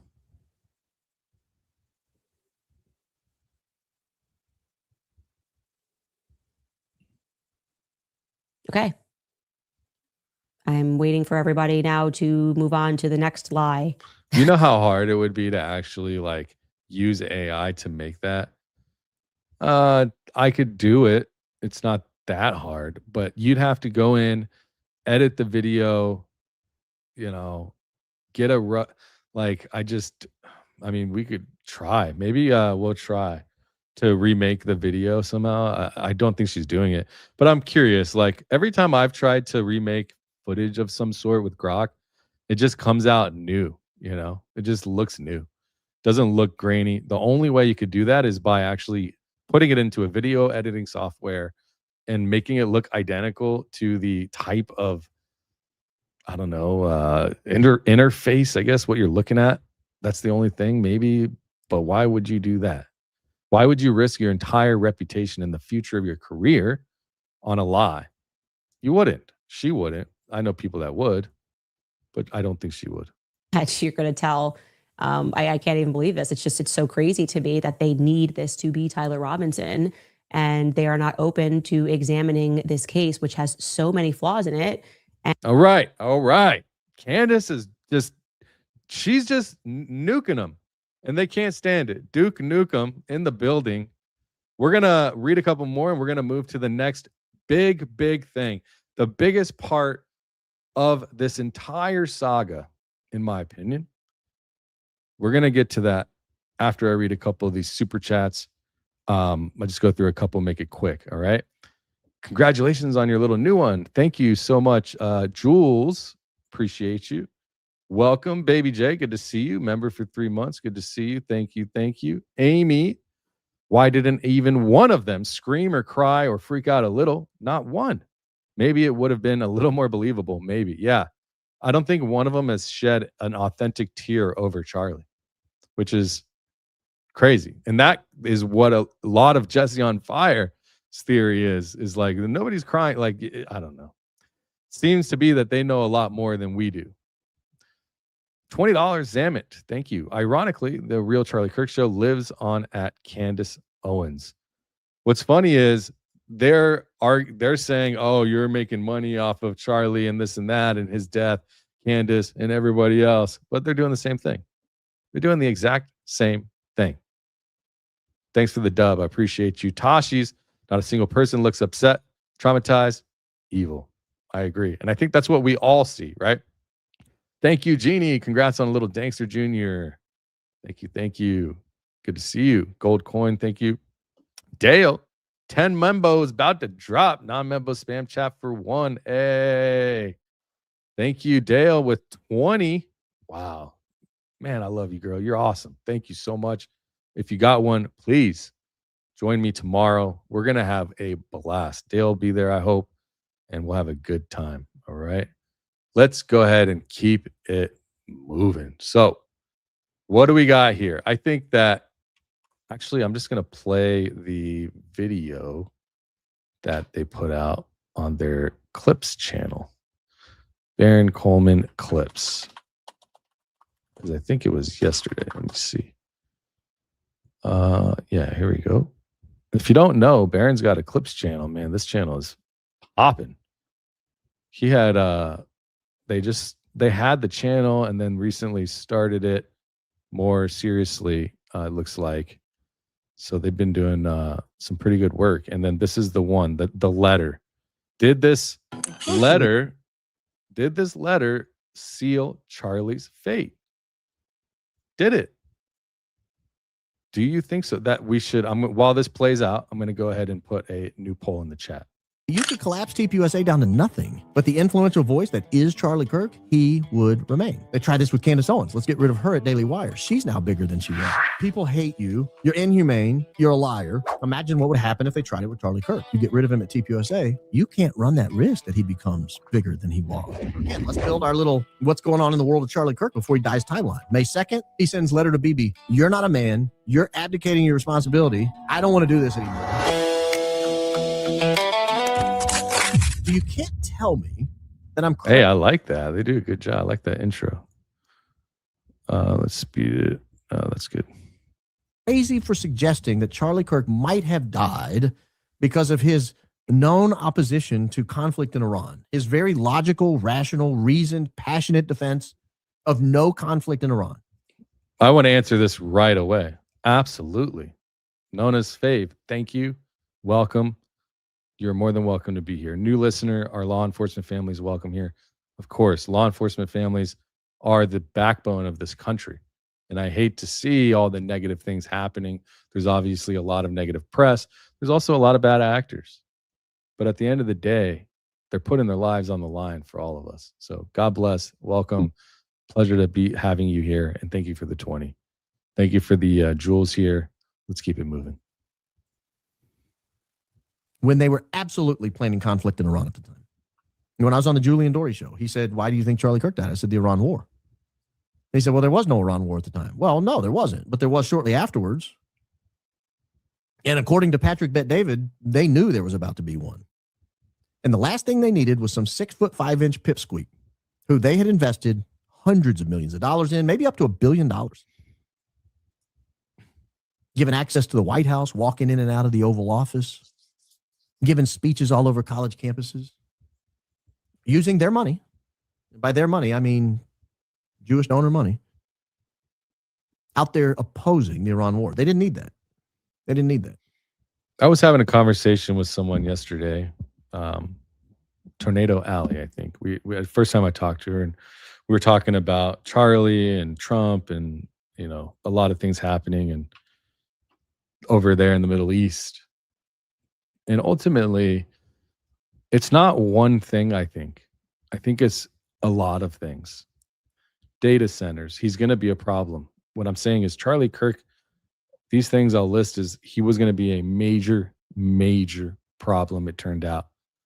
Data centers, that's not even the top one, but Iran war, Board of Peace is a massive issue I'm sure he would end up having. The AI development, not just the data centers, but the actual never-ending desire to create super intelligence that they're saying could destroy this planet. All of these things, you know, there's so much more to this. The inability to be able to infiltrate our country with radical trans weird stuff, you know, that ultimately they want that stuff to be implemented into our country. And it was a staunch advocate against all of that garbage. So whatever the offer was that was made to Charlie, I would have to believe it came with a contingency that you cannot oppose the Iran war. Maybe you even have to support it. You're probably going to have to support what we're about to do over there. Maybe one of the offers was, we want you to support Patrick Bet-David for the head of Iran. I don't know. I'm just spitballing here, but I think these are, in the words of the court in Utah, reasonable inferences. I think these are reasonable inferences. We have a right to make reasonable inferences when we look at the totality of what was going on. Well, what else was going on at the time? It wasn't just the Patrick Bet-David thing. Something kicked off the Patrick Bet-David conversation. This is not the one you highlighted. You remember this letter, ladies and gentlemen? You remember this letter from the desk of Charlie Kirk? This is the letter Charlie Kirk wrote to Benjamin Netanyahu in May of 2025. We are live on Kick and we're live on X. So if you want to hang out on Kick, please. They have a great chat there. So 4 months before he died. He starts out talking about his joy of advocating for Israel. That's been one of his greatest joys as a Christian, is advocating for Israel, forming alliances with Jews to fight and protect Judeo-Christian civilization. Then he said he spent months analyzing trends and debating ideas that could help you and your country push back against these developments. And these developments he's talking about is kind of the erosion of support for Israel. Anti-Israel sentiment can undermine support for Israel, undermine American support for Israel. What's the purpose of this letter? The purpose of this letter is to lay out our concerns and outline potential remedies. Ladies and do you think that they want to hear that? Do you? I mean, I probably shouldn't even interrupt. Barron does such a great job on this. gentlemen, that line right there may have gotten him killed. He might qualify it by saying, oh, this is from a place of deep love for Israel. But then he goes on to be brutally honest with those you love. Israel is losing the information war and needs a communication intervention. Then he mentions Easter. Oh, that goes well with the audience. Started to compose this letter to you on Easter. On my recent campus tours, half the question. Easter? Jesus Christ? Easter? What are you talking to us about Jesus Christ for, man? Huh? You know that we don't play that. We don't play that. Somebody asked me earlier, what do I vape? I vape this stuff. It's called it's like this, not sponsored, Juul tobacco. Flavorless. I get about Israel, and they're all negative. I often spend half my time on these campus tours defending Jews in Israel, and I'm proud to do it because I love these people. Sometimes it feels like I'm defending Israel in public more than your own government. Guys, put yourself in the shoes of the beepster. Put yourself in the shoes of the Jewish donors who had invested tens and hundreds of millions of dollars in Charlie Kirk. Why? Primarily for him to support Israel, if we're being honest. And now he's saying, why are you guys making me do your dirty work? Another thing Tyler Bowyer told me, we've never taken money from Jewish donors. He told me that. I didn't push back because it wasn't too long after Charlie and all that, and I wanted to be respectful. I didn't address it because I don't, whatever. I didn't have, but sounds like this is the proof, I kind of want to call him back and be like, hey, you got a comment on this? It's costing me on campus. It's costing me my street cred. Can't you imagine BB looking at him and saying, your street cred, you're nothing without me, pal. You're nothing without my donors. You're nothing without my money. And by my money, I mean the donors that are good with him. Can you imagine receiving this letter?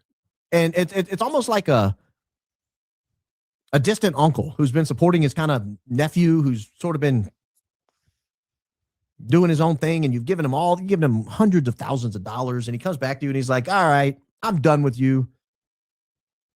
You should have been doing this whole time. And you're like, wait a minute, I've provided you a great salary, benefits. I've helped you make a name for yourself. And you're telling me you want out and you don't want to do this anymore. And it's on me. And I've somehow made a mistake by making you rich and famous. That's the role you want to play. You think you would have been in the Oval Office, but for people that support me, the people that support my cause, you think any of this would have been happening around you? No, you little pipsqueak. You'd still be running around sleeping with Bill Montgomery in hotel rooms.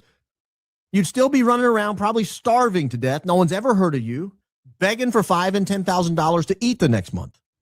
Now, I want to stop it there because YouTube can be sensitive about this topic, but it's a very interesting approach. Never would have imagined, and Barron really expressed a possibility of what could have happened. Not saying that it happened, that's why I wanted to put a poll in the chat. Do you believe that this had any involvement? I'm going to go ahead and close the poll with 221 votes. And it looks like 65% say yes, this has some kind of contribution. I don't know. I'll leave it up to you to decide that. Now, I will say there is, let's see here, if I can show this. 3,200. Okay. Let's go right here. I think this is where I want to be at. All right, let's go check this out. Andrew Wilson on Paramount Tactical. Wilson naming the two things he still wants explained. Let's go check this out. I haven't seen this yet. I just basically was told my chat, I was like, hey, show me what we can look at on this, that if there's anything here. So it told me to open this. So let's see what we got. We're to get that one. Yeah. Andrew, which argument for the state's evidence needs more work for you to stand stronger on it? You did great. Prayers up for you. Well, I already gave you one.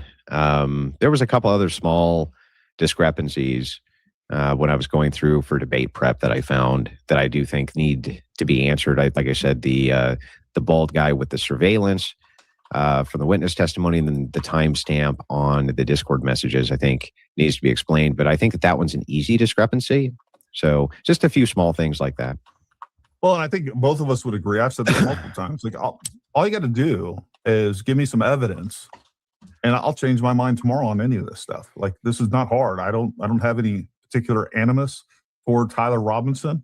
I do as of now because I think he killed Charlie Kirk. But I want to find the killer of Charlie Kirk. And if suddenly we came out with some evidence that just completely contradicted everything, that was stronger than the body of evidence that we had now, guess what? Gary would be on the conspiracy side.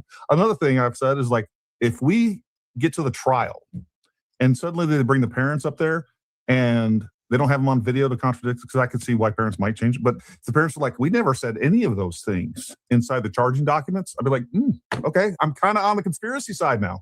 But that's not going to happen. But yeah, how do you know it's not going to happen? What are you talking about? Do you see the direct intent of trying to skew the opinion?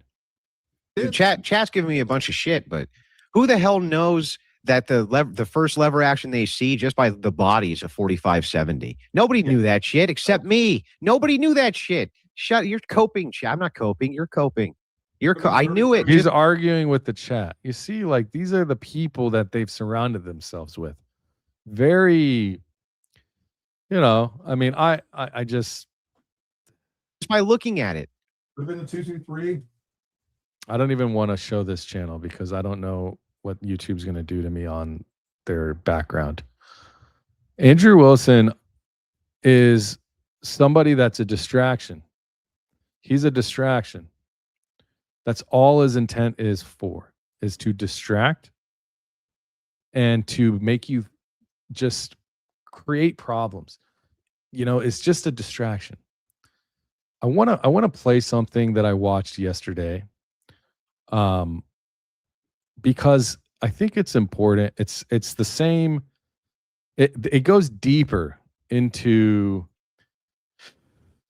the narrative of power, control, information. Some of you might like this person, some of you might not. I don't really care. I don't have any ill will towards this person. I don't really care. Whatever happens, happens. But I want to play some of this because he says he knows who killed Charlie Kirk. Now, I wonder if there's more people like this or if he's just speaking out of his rear end. So let's go ahead and pull this up. Give me one moment. We're going to backtrack it here. Here we go. All right. I was really engaged in this, to be honest with you. Why do you think Charlie Kirk was assassinated? Do you think it was because of feminism?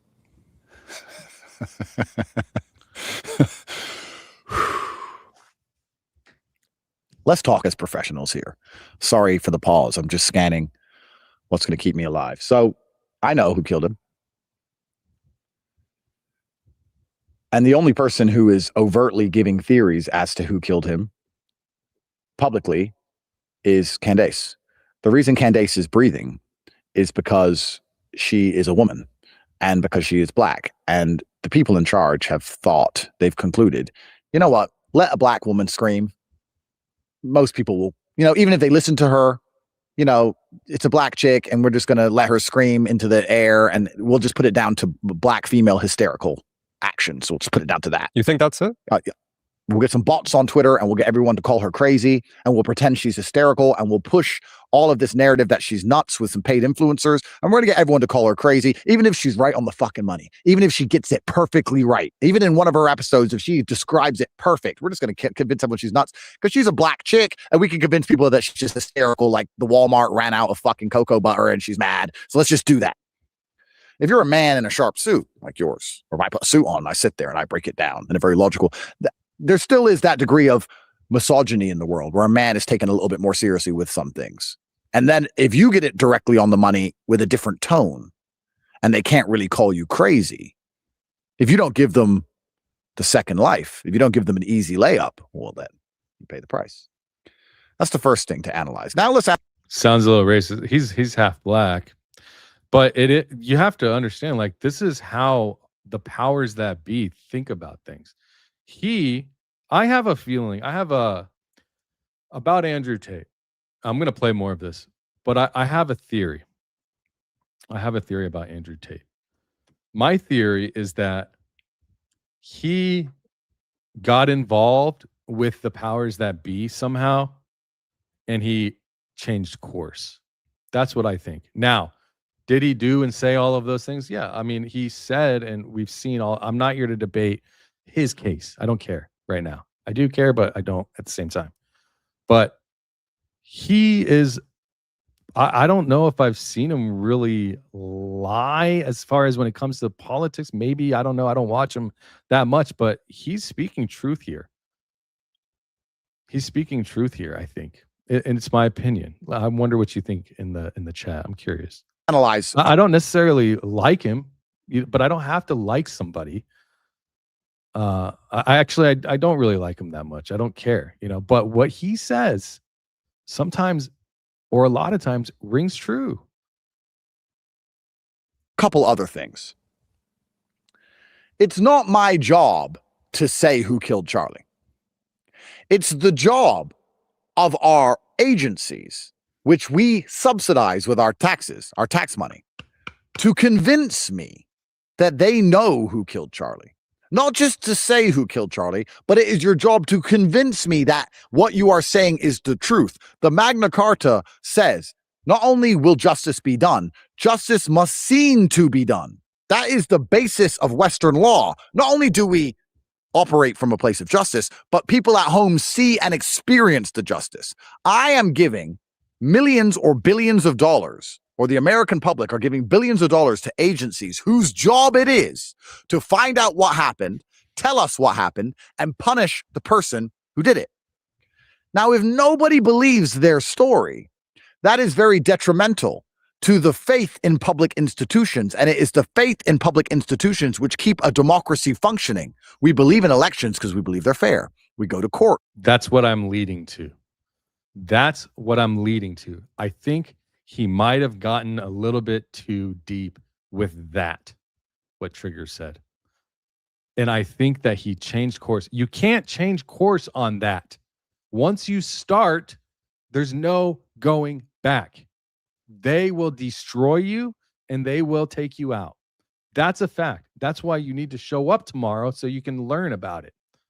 On my members only, this is exactly what we're going to talk about. I'm going to teach you everything you need to know that I can regarding that topic. But I think that is my theory. He got involved with the Masons and he backstepped. And they're going to take him out for it because guess what? He's got too much money to be bowing down to anybody. He doesn't care. And his personality is not like that. So I'm very strong on that. I believe that's what happened. Because we believe it's. And the unfortunate part is he probably will never say. Because if you say so when you go into this cult, I will say, this whatever, when you sign the oath, you're signing the oath of secrecy and silence. That's why you see them do this or like this. If you tell anybody, now you can say you're in, but if you start exposing things inside, they'll take you out. It's guaranteed they'll take you out. At the very minimum, they'll destroy you forever. They'll lock you up. And then inside jail, they'll take you out. So fair. Otherwise, it breaks down into Mogadishu. Otherwise, it's AK-47s and machetes. If you believe you don't get a fair chance in court, you just kill your enemy. The fuck are we going to talk about? So it is their job to make us believe them and have trust in them. And nobody believes the story, and they're not coming out to publicly disavow the other theories. They're not coming out to show evidence to prove that they're told the truth. They're not coming out to stand up and double down and say, no, you guys are wrong. We got it right. This was our friend. This is important. That's their job. And they're not. I mean, if I was in charge of an agency and nobody believed me and I knew I was telling the truth, I'd make them believe me. Weird. I don't know. It's just a theory of mine. Strange. And the third thing I want to talk about is that Charlie undoubtedly was going to be president, and he was undoubtedly massively influential. And he had an influence different than these streamers and clowns. Did you see him as influential? Because that's the point I want to touch on. Is everyone I asked is like, this is such a good question. Jack Neal, my guy. Listen to this question, man. It's really good. And it kind of caught Andrew off guard a little bit. This is a great question. Influential. That's the point I want to touch on is and these massively influential. And so he's saying Charlie Kirk was massively influential. An influence different than these streamers and clowns. Did you see him as influential? Because that's the point I want to touch on is everyone I asked is like, you're influential. Charlie's not influential. He makes a certain set of people mad, but he's not our hero. Correct.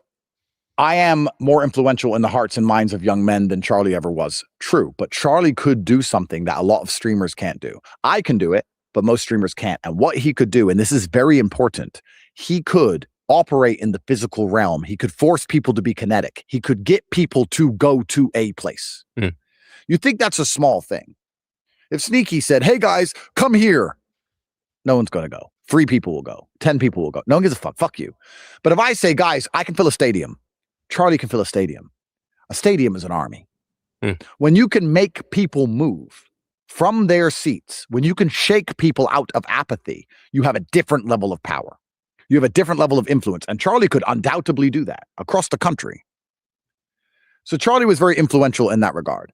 And when you look at Charlie Kirk and what happened to him, you have to understand that every single thing that happens in the world is simply just an endless battle, a never-ending tapestry. It's like the food chain where the fish eats the slug and the shark eats the fish and the alligator. Freemasonry is a fraternity with a religion inside of it. Most people don't get to the religion part. Doesn't normally eat sharks, but fuck him. It's constantly everyone after each other in a battle for influence. The media is trying to influence you of things. Advertising is trying to influence you of things. Streamers are trying to influence you of things. Celebrities have their points of view. The label on this bottle, exquisite effervescence, is trying to convince you of something. It's all a battle for influence all of the time. Effervescence is bubbles on the palate. So sparkling water. And if you're a true power player, you have influence. I had more influence over the young men than the BBC. The BBC said do something, they didn't listen. If I said do something, they did listen. So they hit me. So Charlie had influence. And everyone who didn't like or was threatened by what he was about to say or how he was about to use or how he was currently using his influence wanted him gone. It's all just an influence battle. Charlie was an influential person, and that's why he's dead. So to get to the bottom of who shot him in the neck, the question is, who was threatened by or was soon to be threatened by what he was doing and saying? And if you work that out, you can get to the bottom of it. Funnily enough, in a lot of these scenarios, people go, liberals. Liberals aren't threatened by us. Liberals like the fight. They like arguing with us. Liberals. New poll in the chat. Do you think Andrew Tate speaks truth here? Just regarding this, what we're watching. Yes, no, I don't care, I don't know. You can choose that. Let me know what you think. Like feeling like they're somebody. Liberals are the most argumentative, mentally ill retards on the planet. If you put 10 liberals in a room, all they're going to do is fight against each other because someone's going to accidentally forget to use a pronoun. but they'll all ally against you. Liberals need you and they need me. Liberals need Charlie so they can stay friends. Liberals need the common enemy. Liberals don't want to get rid of their enemies. They want to sit and argue with their enemies. They want to feel important. They want to feel morally superior. Liberals aren't out to kill important conservative figures. Personally, I mean, I know they're saying it was some liberal, some guy. Thought experiment. Maybe not. I mean, let's look at the Butler, Pennsylvania story.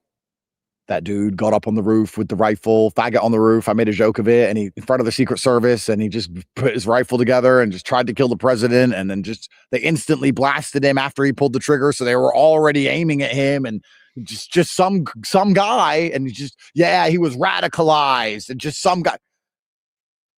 It's all just a crock of shit. It's all just a lie. It's all just made up. You think he's saying this if he doesn't know it to be true? Someone of this caliber around the people that he could literally fly to Davos, take a seat and say, you know what, guys? He said this in this show near the end of it. He said, you know what, guys? He goes to Klaus and all the Rothschild and everybody and says, you know what? You were right. I was wrong. He could literally fly up there. I don't think it would win, but I'm just saying, win them over. But I'm just saying, like, he is that powerful to where even though people don't want to admit it, and maybe his power is dwindled, but he's got money and he's got influence and he's got power and they will probably hear him out. I don't know about now he's in this situation, but maybe a few years ago. But look at the way he's looking at the camera. Does that look like someone that's lying to you? I mean, look at him. I don't see a liar here, right? I see someone that's begging for truth to be exposed. That's what I see, me personally. I could be way wrong. And if I'm wrong, then the FBI or the DOJ or someone should stand up and say, here, Andrew, you're wrong. Here's why. And I should sit and go, oh, I understand now. Sorry. I apologize. I stand corrected. Not sit and go, everyone at home knows we're lying, but we can't risk telling any more details because they're going to work out we're lying even worse. So let's just let everybody not believe in us anymore. I mean, let me ask you this, Andrew. In your position, do you find yourself more worried about a radicalized individual or like another group? I am far more worried about a government action than a radicalized individual. I'm not worried about the person at home who decides to say, hey, Andrew Tate. No. And if I ever get killed by somebody who they say, we found on his computer a letter he wrote about how much he hated Andrew Tate. We found his passport in the wreckage. You know, we found the passport. It's a fucking joke, bro. If I ever get killed by some individual who hates me, it was a government. Governments love the scapegoat. Like, let's imagine a group of people wanting to kill our president. They'd send some piece of shit up there to get blasted knowing he's going to die. They'd convince him to do it. And then they'd just blame it on some lone wolf. I mean, this is like, how can you say otherwise? We were all witnessing it. Passport falling out of a plane that jet fuel burned to smithereens and then happened to burn buildings along with it and everybody else and everything else with it. Oh, yeah, but we got the passport. We got the passport. So, or we've got a burned letter from Tyler Robinson that was given to Lance. It was burned. Took a picture. Oh, it ended up in the trash. Oh, no. And then they show a a burned piece of paper in a, like, come on, you guys. We are finally waking up. You know, all the intelligence agencies on the planet are currently trying to recruit idiots to do things exactly like this. If you go to Turkey or you go to Kazakhstan, Uzbekistan, Kyrgyzstan, any of these countries, and if you hung around there for a while, and if you knew the people I know, eventually you'd end up in conversations with people who would try and convince you to do extreme things, dangerous things. And they work for foreign intel agencies. Whether they work for the Ukrainians and want you to commit an act of atrocity against the Russians, like the Moscow attackers did not too long ago and killed all those people in the stadium, whether they work for the Russians and want you to commit an act of atrocity against the Ukrainians. And they'd convince you that you'd be paid well and you'd be a hero and you should do it. And they'd sit there and they'd try and find some guy who's half mentally ill or a little bit retarded or broke or desperate. Every intel agency on the planet as it currently stands is trying to recruit people specifically to do stupid things so they can blame that person after the action takes place. There are no lone wolves. This is all intel agencies. This is all they do. You know, it's interesting because we can even look at Islamic terror. Mm-hmm. They don't blow themselves up. They find Okay. I don't want to keep going there. Right. So the truth is probably what we think, right? Everything that we have all talked about on multiple channels, that the conspiracy of Charlie Kirk, the way things ended up in Butler, the way things ended up with the narrative that they shaped around both, around all kinds of other things in the past. I think that Andrew Tate, he did some bad things, and I think that he got too involved while he was doing those things. And if that's the case, then he did it to himself. But I pray for truth, whatever it is. So what I'm going to do now is I want to end with a little bit more fun, lighter. There's a lot more I could do. But what I want to do is I want to close with a couple of funny clips, something to laugh, something that we can kind of think like, oh, that was fun. That's funny. So what I'll do is I'm going to read just a couple of these, or I'll just go through them, and then we'll welcome. And then we're going to go do some of this funny stuff, some interesting stuff that fits our niche, our conversation. Welcome. Please join us tomorrow, 11 a.m. Pacific time. Did you see Jesse and Didi discussing that the SD card Terrell took may have had the Rode mic audio in it? Oh, no, I didn't. Thank you, Moon Mama. I'll have to check that out. That's interesting. Why aren't we doing a Million Truth Seeker March? I've thought something similar. I've thought, why don't we somehow get together, right? I would like that. Thank you for the GOAT trophy. Tashi's Behold a Pale Horse by Milton William Cooper explains the club, its history, government involvement. Everyone should read it. Read Devil's Chessboard. I'll screenshot that. Thank you. I will. Let me see. I'll remind myself of that.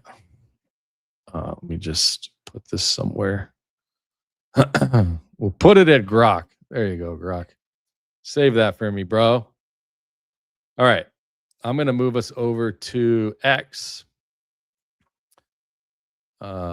Remind me to get these. Okay. Let's do this. We're going to go to this right here. Welcome. All right. We got a little bit more time here. We're going to have fun with it. First, I want to play this because I thought it was absolutely just epic. Epic. Let's go. Put a 1 in the chat if you've seen this already. Put a 0 if you haven't. Shout out to at Where Forbidden. Candace been talking about him. I went and checked him out. Nobody tells me what to say.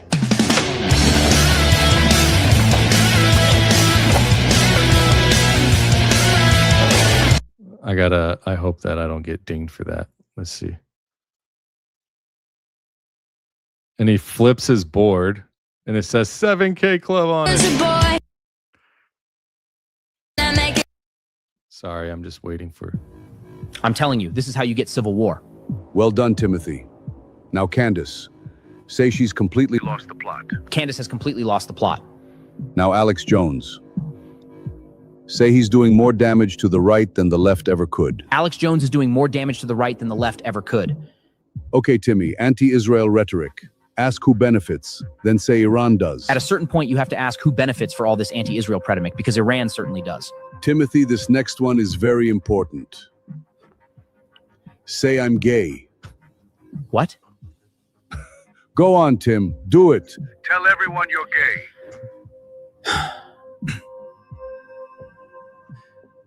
I'm gay.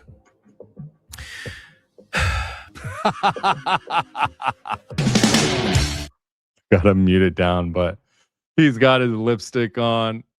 He's changed. He's got his hair out, and he's got his 7K club. Tim, sorry I had to do it, bro. It's just hilarious. I said it the other day. I made a post on this and I said, yeah, he did it to himself, whether it's true or not. You know, and it's funny because these are, it's just hilarious. All right, I got another one I want to play. This one's hilarious. Have you seen this? 1, yes, 0, no. This is Tony Lapidus. If you know me and you've been around a while, we've had some fun with Tony Lapidus. This is hilarious. It's 4 minutes. Yeah, let's just let it play. So you guys really want to know who I thought the winner was in that debate between Andrew Wilson and Candace Owens about Tyler Robinson and Charlie Kirk? You really want to know? You ready for this? I don't know if you're ready for this, right? So hear me out. It's a little bit controversial what I'm going to say, and I haven't heard this theory anywhere else, but I think I'm right, So hear me out. I don't think the real winner was Candace Owens. I thought she did well. I thought that she handled herself well. I thought that she was calm and collected. I respect that. And she came knowing her facts, right? Andrew Wilson, I think he also did a fantastic job. I think the shaking was a little bit too much, but I thought he did a pretty good job. But they were not the real winners. You want to know who the real winners was? Who the real winner was? Guess what? The real winner was not even in that room. The real winner was Erika Kirk. A lot of people say, PBD, have you lost your mind? You've gone mad. How was Erika Kirk the winner? I'll tell you why. Hear me out. You ready? The reason that Erika Kirk was the winner of that debate was because she got to sit there and watch two people debate, especially one of them saying that she was responsible for her husband's death, assassination, right? And you know what? Guess what? Erika Kirk can now say, I've heard the case. I understand your facts. I understand where you're coming from. I disagree with it. I would like you to stop. And now nobody can say to Erika Kirk that you haven't at least heard it. She heard it. She heard about the accusations that were more insinuated and more to do with vibes and feelings, right? And she heard it. Vibes and feelings, right? Oh, he's so good. And I thought that was extremely respectable of both people to come together. They sat down, they had a debate, they disagree with each other, violently almost disagree with each other, but they sat down and they discussed it, right? And Erika Kirk got to hear a woman say that she was responsible for her husband's assassination and that she did it so she could take over Turning Point USA. I respect that. And guess what? Oh my gosh. You want to know who else was the winner? Candace was a winner. And I'll tell you why. Not because I think that she won the debate. That's not what I'm saying. Hear me out. Guess what? What I'm saying is Candace Owens took $300,000 to engage in this debate because for her friend Charlie, right? She didn't do it for free because it was important that she gets her case across for $300,000, right? So she won. She got money. Well done. I take my hat off to you. Go and enjoy. And she also got to put her case forward to defend her friend Charlie, right? And then Andrew Wilson. Think about Andrew Wilson. Nobody thinks about him. But Andrew Wilson, you know, I've had him on. He's an eloquent guy. I've seen him on Joe Rogan. He's doing great. He's doing the rounds. He's getting momentum. And he gave the 300. Bro, that was the best part for me so far. But the ending is hilarious. If you know, you'll see. I want to run that back one more time. That was hilarious. Guy, I've seen him on Joe Rogan. He's doing great. He's doing the rounds. He's getting momentum. And he gave the $300,000. But guess what? He also gained $250 million in ad revenue when you take all the X clips combined, the TikTok clips combined, the Instagram clips combined, the Facebook clips combined, the YouTube shorts and clips combined. He made millions of dollars. And guess what? Now he has many more hundreds of thousands of subscribers. He's the real winner. All this to defend their friend Charlie. Now, I never was a winner, right? I never took a penny, right? They offered me $1 million, $2 million, $3 million. I said, I don't want the money. I don't care about the money. I don't need it, right? But you know who the real winner was after Erika Kirk? You want to know who it is? You ready for this? The real winner was the audience at home. Again, you might say to me, PBD, why are they the winners? I'll tell you why.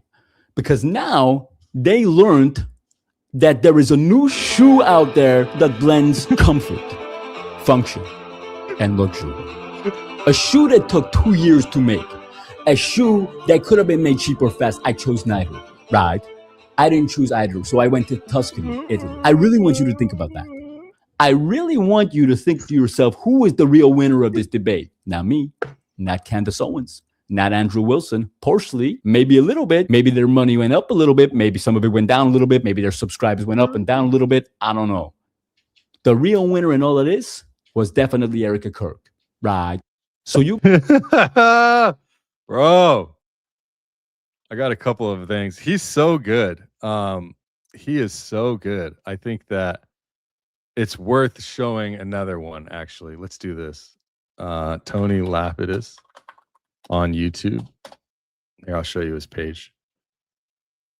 Go follow him. He does great work. So let me show you here. Let's go to his page. There's a couple of really, really good ones on here. Even better. Let me see which one it is. He's made a few now. He does one with, here, let me keep, I haven't seen any. I might just click a random one. Let's see. Trump's red card. Tucker Carlson, Roger Waters. That would be pretty funny, maybe. Let's just click this one. Let's see what he does. To Roger Waters. This is going to be a totally insane conversation. And I mean that. So tell me, what do you think is wrong with the world today? I'm not mad, but so much is wrong with the world, except for in Russia, because the people in Russia are so kind. Right. And I'm actually upset that I can't watch RT anymore because they've banned it. Oh, I know. And for what? Right. And certainly from a journalistic standpoint, and I know about this really well, actually, and there's a lot of things I don't know because I'm always learning. You know, I'm not ashamed to say that, and I mean that. I really do. But I know that RT was one of the most thorough and judicious news outlets that I've ever seen, actually. I would trust it above almost any news outlet in the United States, except for Candace Owens' podcast, of course. And the reason that they blocked RT is because it discourages war. Totally. Because war is a really bad idea. So bad. And unlike the Western media that encourages it and makes profit from it. I know. It's so sad. And as a proud American, I'm ashamed that the United States seems to have lost all morality that maybe it never even had, actually. And then I look to Russia, and I'm like, that is a seriously, seriously civilized country, maybe the most civilized country in the world, actually. And that's just a fact. You can check that up. I'm not making it up. It's all out there on the internet. And when you say things like that, people just look at you and they're like, you love Russia, Putin.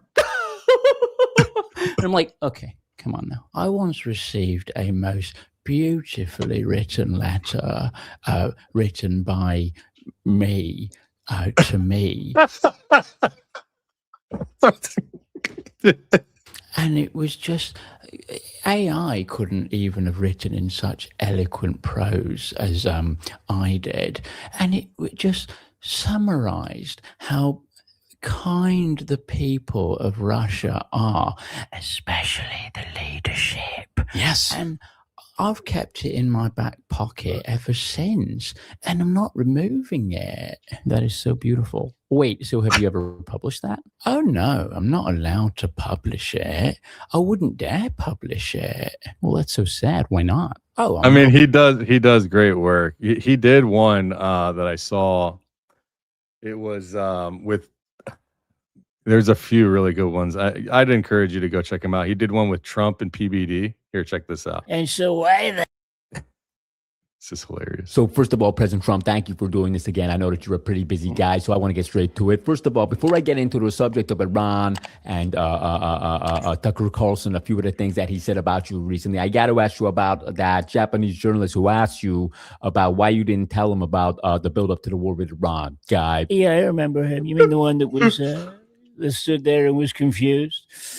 What a stupid question he asked, right? So just to clarify, and I'm not even asking for myself, what was your actual reason for not telling even some of your closest allies about your lead up to the war with Iran? Well, they never told me about a lot of things, and I told him, I said, you never told me about Pearl Harbor, right? And he never told me, and he knew it, and he said, oh, it was such a shock. It was such a surprise to us. And I said, you know what else was a surprise? Pearl Harbor. And, he knew that better than anybody. So I know that a lot of people actually question that. Rob, can you just pull up ChatGPT, ask it why Japan never told President Trump about their plans to attack Pearl Harbor? I really want to know about that, Rob. Well, they didn't tell me. And it's not even a question, Patrick. Hirohito, he called him, right? He was a nasty guy. He was vicious, that I will say. So here it is. ChatGPT says, quote, because Donald Trump wasn't around in any position of power in 1941. He was actually born in 1946. Guy, at the time of the attack on the U.S., the president was actually Franklin D. Roosevelt. Japan didn't warn the U.S. in advance because the attack was intended to be a surprise military strike. End quote. Rob, can you just ask ChatGPT a few more random questions on this? Yeah, that's true. That's exactly what I said. They wanted to catch us by surprise, and they did catch us by surprise because we had a stupid person in office. A stupid person. It's very simple. He was rolling around. Nobody knew what the hell he was doing. I don't think he knew what he was doing when you think about it. So think of it. I was born in 1946. A lot of people say that was the greatest year, the likes of which the world has never seen. And Tojo and Hirohito, they never told me. So why would I tell anybody else, Patrick? But the attack itself was in 1941. So what I'm trying to say is, my point is this, and I don't know if I'm going in the right place with this. Maybe Adam or Vinny, maybe you want to correct me if I'm wrong. Rob, maybe you can just keep going, scrolling up and down a little bit. What I'm trying to say is that if that happened in 1941, they couldn't even have told you because you weren't even born yet, guy. What are you trying to ask stupid questions like the stupid reporters from CNN? Don't ask stupid questions, Patrick. So here's the deal. You ready? I had a great relationship with Hirohito. I got along with him probably better than anybody, but he refused to tell me what he was going to do. And so, all right, I'm gonna stop, and I don't want to hijack his work. I got one request from the Clavatra mods. They want me to play this video clip, so I'm gonna play it. It's Zach Costello. Okay. Zach Costello, it's a 17-second clip. And then we're going to go ahead and read super chats and we'll get out of here. So let's share this screen here. It's very short. Are you sure we're going to get enough information out of this? Here we go. I would put that at very, very high. 100% percentage of 100%. TR did not act alone. Percentage out of 100%. I would put that at very, very high. Very high. This is why I'm at 50. There are people out there, especially 50. He said 50. Clearly, he was radicalized. He went from being a normal Mormon kid to being a fag overnight. I mean, pretty much. Ooh, Gary. Wow. Interesting. Good question, Zach. Shout out to Zach Costello. Shout out to everybody that's been here this whole stream. If you haven't yet, please like, subscribe, and make sure that if you became a new member or you received a membership, join us tomorrow morning at 11 a.m. Saturday, Pacific Standard Time. Baby J wanted to spread some love. What's up, Philippe? Tell her thank you. Love. Trigger Daddy, I see you. I see Trigger Daddy in the chat. Philippe dropping the 10 membos. Thank you. Again, man, yeah, we're going to have a good time tomorrow. It's going to be a longer session tomorrow. I'm telling you right now. It's going to be a longer session because there's a lot to discuss. AAT is one of the several that have CO's call switch. Man, I really want to play that damn John Cullen stuff. I'm just so concerned about being not demonetized. They can take my channel away. I've gotten 2 strikes. But go here. This is what I'll do. I want to show you because we're going to end here soon. I think Cullen's drone theory correct. Aside from evidence, FEDSLOPers flipped over FT Huachuca, Mitch Hades tracked over Candace Barron's home. I just really want to play it. This sucks, man. I want to do it, but I don't know if I can take the risk. I don't know what YouTube will do. YouTube, I'm just showing. If I show, I'm literally just showing what somebody else streamed. It was literally streamed live on somebody else's channel, on Jimmy Dore's channel. Let me see if I can find it. I think it was streamed live. Yeah, it was streamed live. So here, all right, let's see what I can get away with here. How about that? Are we going to push the boundary today? Should we push the boundary today? Don't do it. Don't risk it. I mean, I don't know. It's not even it doesn't even look real. It's just a demo. It's not even like an actual live gun, you know? It's just a drone that is a demo drone as an image. Should we do it? Trigger, are you still in the chat? Can I get some like legit there's a lot of yes or no's. I'd say no, but your show. Okay. Okay. Let's do this. Let me go find it real quick. Yeah, here it is. All right. God bless. This is literally just me showing somebody else's channel that is showing a drone. I'm going to start it a little bit later so it doesn't. All right. Well, let's go and see what happens. And I would have to concur. With a professional background in relational database design, wow, whatever, I'm too dumb to understand what that is, and geographic information systems, he's transitioned to full-time research following the 2017 Las Vegas shooting, which was nothing like you think it was.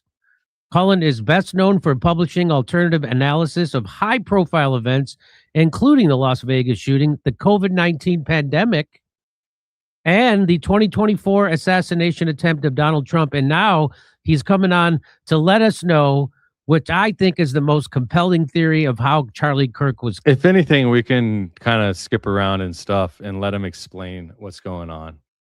Killed. Let's hear it for John Cullen. Hey, John. How are you, man? Good to see you.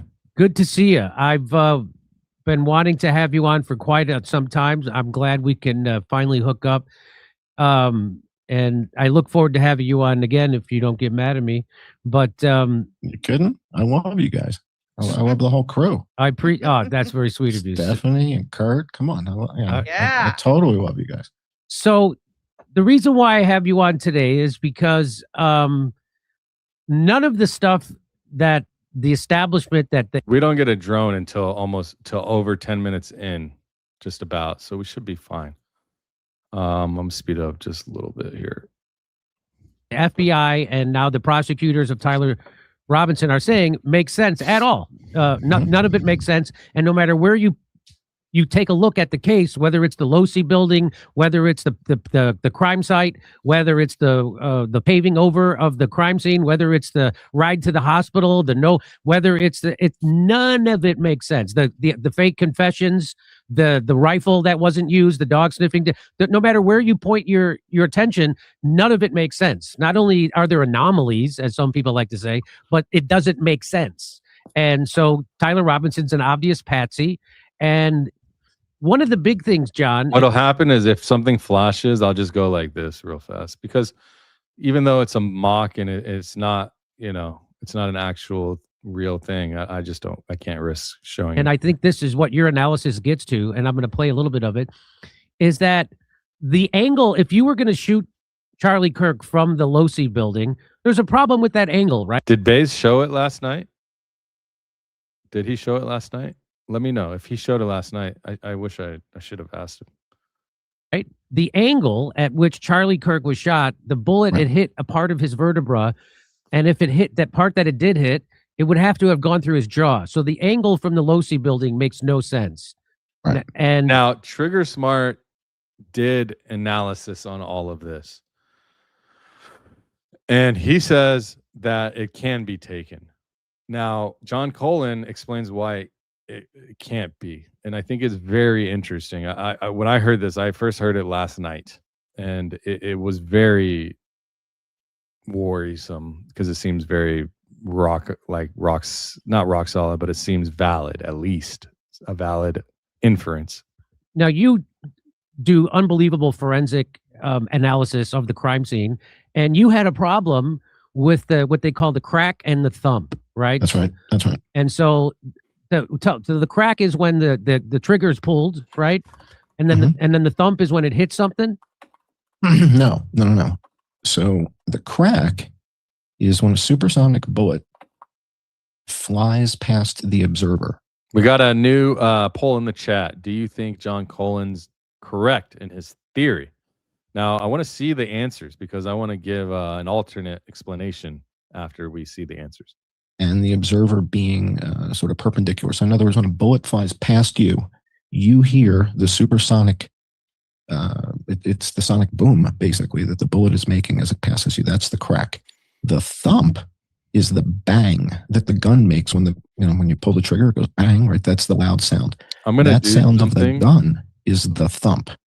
That allows us to still hear it if I do have to take it off, right? So give me 1 second. What I'm going to do is I'm just going to shrink this to almost invisible, like super small, and then just like hide it behind me, because then you can hear it still, like this. So it's behind me. Is it this one? Save as a new layout. Oh shit, I updated the wrong one. Okay, no problem. All right, here we go. And that travels downrange at the speed of sound. But the bullet travels downrange at Mach 2.5. So faster than the speed of sound. Right. So the bullet's going to arrive and make that crack sound. And then a moment later, you're going to hear the boom, which we call the thump. Oh, okay. And at 375 yards, it's 1 second. Okay. So the speed of sound is 1,145 feet per second, 125 based on temperature. It's based on temperature, by the way, not altitude. And so it's about 375 yards is 1 second. So if you hear a crack and then you hear a thump 1 Mississippi later, the shooter was 375 yards out. Okay, so here, let me just play a clip from your video that you did about this. And you were having a hard time reconciling the crack with the thump. And That's here, right. let me play it. And calculating the delay from when we hear the supersonic crack to when we hear the thump of the report of the weapon being fired, which is the boom. And when I did the early calculations, everything was coming out to 78 yards, 79 yards, 82 yards, stuff like that, 85 yards. Everything was in the 78 to 85 yard range. And but then I started doing some other calculations and stuff was coming out in different places. And it wasn't consistent. And I couldn't understand what the issue was. Like, why is it not all the same? Like it was in Vegas. So he's saying he did the mathematics. I have no idea how all this stuff works. Auditory analysis of a crack in the shot, essentially. I don't understand it, but what he's saying is he's found an anomaly, and it explains to himself. He explains how the anomaly will make sense if it came from somewhere else. In Vegas, there was all showing basically, where the route of the helicopters is where the gunfire was coming from. But here in UVU, I'm getting all kinds of different readings, and it just didn't make any sense to me. That's what I mean by the science wasn't sciencing. So based on So what did you figure out, John? Well, I don't know if I figured it out, but I've got a hypothesis. Right. That I welcome, somebody to come along and say, no, it's not really that. It's probably this. But right now, the working hypothesis is consistent with the evaluation and analysis that Chris Martinson did. And Chris Martinson and I don't really get along very well. Yeah, I know that. You've called him a limited hangout, but he's doing good work on this. Well, that's the thing. That's the thing about a really good limited hangout. Yeah. 95% of the stuff they do is spot on. Right. Okay. It's like Simon Says. The really good Simon Says caller is going to say Simon Says 98% of the time. And he's going to not say Simon Says only 1 or 2% of the time to catch you. And that's what the good limited hangouts, everything they're sharing is right on. And they don't talk about the UAVs or they don't talk about the Hades spy plane.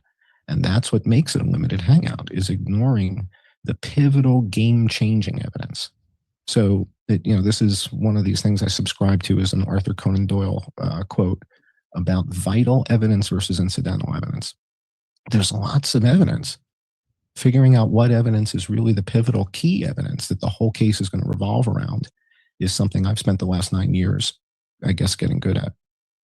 Right? So tell us what your hypothesis is for the crack in the thump. It appears to me that what I was measuring the whole time was echoes of the crack, and that there is no thump, and that the shot was taken from much further out than where we're being told Tyler Robinson set up to take the shot. In other words, we're being told Tyler Robinson was about 142 yards, 144 yards out on the Losi rooftop. I believe the shot was actually taken from the vicinity of the science building, about 350 yards out. So significantly further away.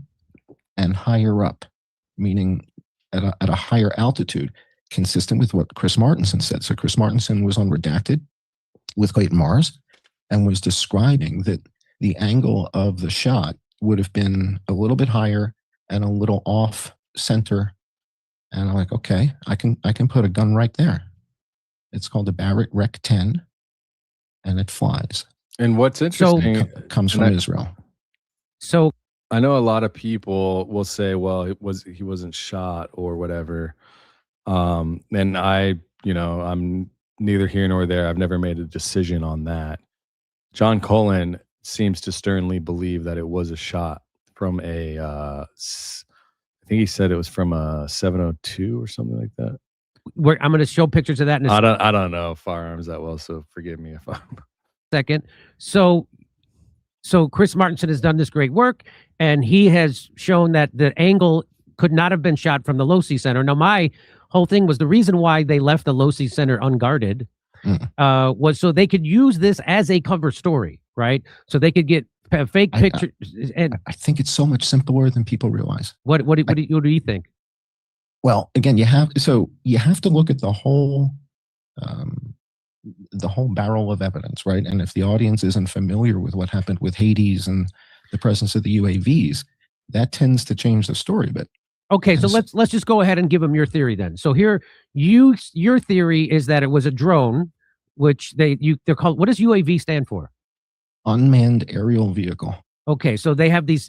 There's a drone. So there's an Israeli company that has an American counterpart, and they make these unbelievably sophisticated drones. And I'll show you a little bit of it. Here it is. Thor's latest technological upgrades. This backpacked 11-kilogram platform can carry its own weight and payloads, an unprecedented capability on the market. So tell me about the operating systems, what really makes the drones work. The Nevo, it's a common C4I software for all of our products. So if you are moving from one family to another, you don't have to switch the C4I system. It's been focused on the execution of the mission, which is actually controlling the payload itself while the drone is autonomously flying. Now, this software can support up to 4 drones simultaneously when each drone has its own autonomous mission and everything is being controlled by a single operator. And last but not least, the support for the maintenance, every component. So here's what it looks like close up. And I don't know if you can see that, but that's a rifle.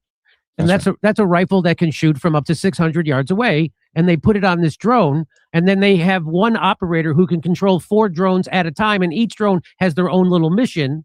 And the operator doesn't need to be on the ground because we have this really cool thing called Hades that we'll get to. But leave this up for a second because the image that you're showing and sharing with the audience is something called the bird of prey. The bird of prey is the system that's hanging off the bottom of the drone. The drone itself is swappable. So we can put that bird of prey on the smaller drone, the one you just were showing about 60 seconds earlier in the video. The Thor. The rifle will mount on the Thor, which has a much lower profile, much harder to see. And then the net of this, Jimmy, like you just said, this is accurate to 600 yards out, man. That's over a quarter of a mile. It's a quarter of a mile away with a suppressor. So I mean, when you say a suppressor, you mean a silencer. That's in layman's terms. They put a silencer on a gun so you don't hear when the trigger gets pulled and the gun fires, and that's a suppressor. So you never hear Nobody the looks thump. up. So you never heard the thump. Nobody looks up. That's exactly right. So there's no thump. Where the gun is, where it's, again, hypothetically flying, when it goes bang, there's not really a bang. It's more of like a chink. Yeah. It just makes a mechanical noise. The bullet itself is going to make the crack as it travels down range. And that's what I believe I was measuring when I was doing all the crack thump measurements, and why they were coming out so crazy is because it was all echo based. Yes. And when I realized that this company, Elbit, which is Elbit Systems. It's an Israeli company with an American counterpart. Right. So the American counterpart has 3,300 employees. Wow. In the U.S. And the Israeli parent company is the company that bought Israeli military systems, the guys that make the Uzi and the Desert Eagle. And now you wonder why they want to merge our technological infrastructure together with them. I guess because of our funding and their intelligence community and development of the military industrial complex over there in Boston. I guess that's what it is. I don't know why American companies aren't making these first, and why it has to be from over there. You see what I'm saying? I don't understand that. It's like we can do it ourselves, I'm sure. Like, what is it that we have to get them involved? You know? Pistol. So they've been acquiring other Israeli military companies. They are the third largest military contractor in Israel, but they're our number one provider of military equipment from Israel. Oh, okay. Okay. Capiche? Yes. So let me just show 6 billion. 6 billion. 6 billion. So let me show another video of this. Let's just show. Please. Yeah. Oh wait, maybe that's a better picture. That's not a video. So that's a better picture. And you're saying that they could put it on even a smaller drone than this. Correct. They put So right now it's so what they're showing, it's a larger drone. I would say I can't tell because there's nothing next to it, but I imagine it's probably the size of my desk with wings and everything and the props. And then the firearm, it's hanging down from the base, and it's probably the size of a mini machine gun. And it is accurate up to 600 feet away. That's over a quarter mile, I think he said. I'll let it keep playing so you can hear it. The Thor, which was the video with the two people were just talking, and he's telling you about how this thing is so flexible and you can have 4 of them. One guy controls it. Well, the one guy controlling it can be in the Hades aircraft. That's the whole idea here. That's the thing. And listen to what he explains about the Hades and what they are doing now. Drone is much smaller than the one they're showing you, and it's accurate to 600 yards out.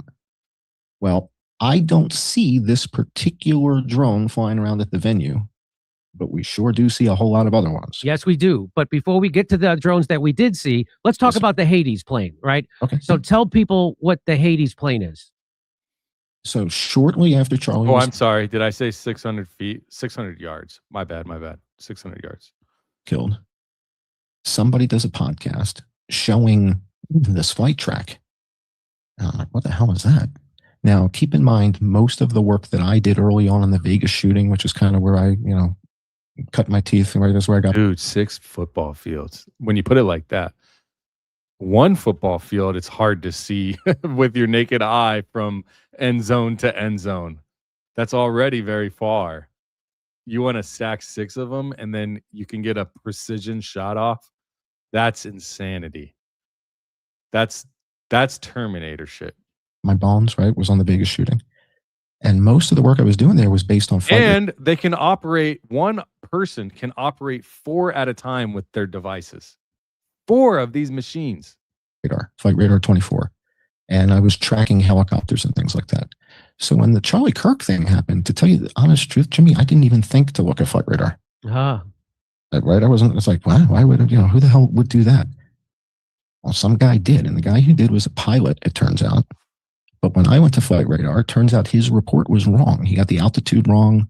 He was saying it was at 600 feet. It was at 200 feet. And I'm like, all right, obviously attention to detail is not this guy's strong suit. So let me get into this. Let me figure out what the hell's going on. And it turns out the Pentagon has this G6500. It's like a Gulfstream, but it's made by Bombardier, whatever the hell it is. That's it, right? That's it. So it starts out as a business jet, and then they turn it into basically a spy plane. And the label on the side says U.S. Army. We're told it's Pentagon, but it does very CIA-ish type of things. It does all this spooky type of spy stuff. And then they announced in January of last year that they're going to be doing a thing where they launch drones from this. Yes. All right. And so that's it. This plane is capable and will be compatible with drone deployment. Hades aircraft doesn't just have all the spooky stuff, but they have the ability to launch drones. All right. Yeah. Like, okay. So the issue then is, all right, so this plane didn't just fly by UVU the day that Charlie Kirk was killed. It descended from 40,000 feet to 200 feet. Do you know how crazy that is? To descend from 40. So the ceiling of most planes that are commercial airliners is 41,000 feet. And in fact, that is the threshold of these, like a Boeing 747 or whatever. And there's this club, it's called the 41 Club, where they attempt to, it's dangerous because you're not supposed to do this, and pilots have died doing this. They fly up to 41,000 feet. And the plane actually loses its ability to stay in the air or keep a nose up because of the elevation. And so 40,000 feet is only 1,000 feet less than the highest you would be able to go in a commercial aircraft. Now, this Bombardier, it probably can go higher, I would assume, but I don't know. I don't think so, actually. Let me take a look. And the Bombardier Hades plane fly higher than 40K feet. You see. Yes, the Bombardier Hades plane can fly significantly higher than 40,000 feet.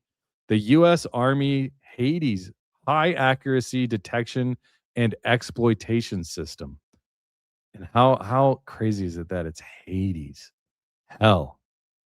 High accuracy detection and exploitation system. Built around the Bombardier Global 6500 business jet. Its ceiling requirement is designed to operate between 41,000 and 51,000 feet. Maximum service ceiling is 51,000 feet for this aircraft. Why it flies so high?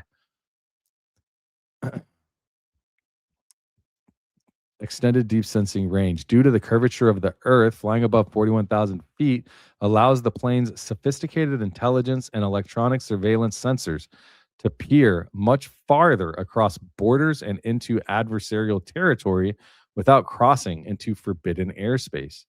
Increased visibility, efficiency, and speed. The air is thinner. Wow. Wow. Let's go get... And slow down to 115 knots.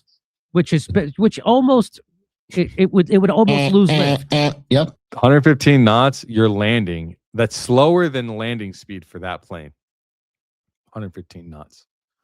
Maybe not. It's probably around landing speed. You want to get down to under 160 on a faster plane, a business jet like this, anywhere from maybe, I don't know, if you can get down to 100. I don't know. I'm not a pilot, but I'd say 115 definitely can be landing at that speed. Yeah. It's so slow. It would right before it would lose lift. That's how much it slowed down. And the theory is that's when they release those drones. That would be the hypothesis, right? I mean, if there's a better explanation, and Pete Hegseth wants to come on the show and share that and say, no, Jimmy, come on, that's absurd. Here's what we were doing. Right. We go to Lake Utah all the time. We're always there on the weekends. Here, let me show you. And so to hear that. And so, John, this plane took off from Fort Huachuca, right? No, it did not. Shit. No. I thought it was. So the Fort Huachuca. I was like, oh no, I hope it's not. Aspect of the story is fascinating, but this plane took off from Fort Bliss, which is in El Paso. Okay. All right, so it takes off from Fort Bliss, but there's another plane at Fort Huachuca called SAM 702, which has got all these VIPs on it from the Pentagon / White House-ish area. That's the one that Baron Coleman submitted a FOIA or grandma, I think FOIA, or some request to the administration. Or actually, he sent it to the airlift group that he thought would be carrying, and then they ended up transferring his request basically to Pete Hegseth. And Pete Hegseth denied the ability to tell us who's on the plane, SAM 702. From Virginia. They're at Fort Huachuca the day before this happens. Okay. This plane goes from Fort Bliss. It's flying at 40,000 feet. And it descends to 200 feet at Lake Utah, right next to Utah Valley University. Wow. 3 hours before Charlie's killed. 9:15 in the morning. Is there, I need, like, if it's 200 feet, that's as high as just a skyscraper, like a 20-story building, less. So there's got to be footage at that time of somebody somewhere on a Ring camera, on anything, because it is on flight radar. There's got to be some footage. But then 25 minutes after Charlie's killed, it returns. 40,000 feet, descends to 200, slows to 115 knots again, and then reascends to 40,000 feet. That's not very efficient from a jet fuel perspective. Correct. Right. So, were these... No, he's not talking about a drone. He's talking about an airplane. He's talking about a big-ass airplane. This guy's going to Jack in the Box? I mean, what are you doing that you're descending from 40,000 to 200 feet and 115 knots twice in the same day, adjacent to where Charlie Kirk was killed, and then the next day, its sister ship. There's two of these Haiti planes in the world. One of them is N1098L. That's the one that was there the day that Charlie was killed twice. The next day is the day that Tyler Robinson turns himself in, right? At the Utah Sheriff's Office or whatever. What if Terrell Farnsworth was giving that video footage from the SD card to that plane?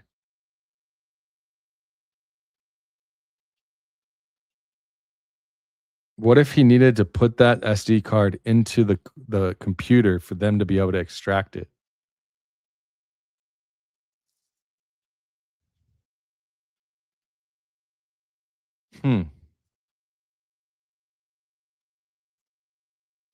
Interesting.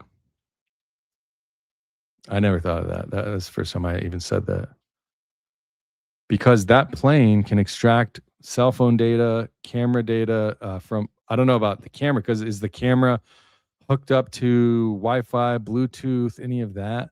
See, that's what we would need to know. If they're streaming it, then maybe they could, but the SD card still has the data, but maybe they can wipe the data. I don't know. I don't know the significance that they can do that.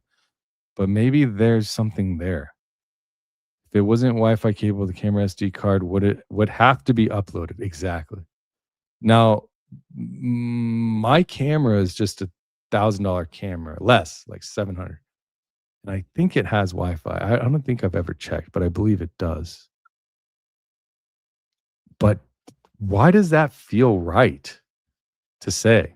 It feels like I might be onto something. Ever in St. George? Well, I need to do some research. Its sister ship is at St. George when Tyler Robinson is turning himself in. So it's there the day of.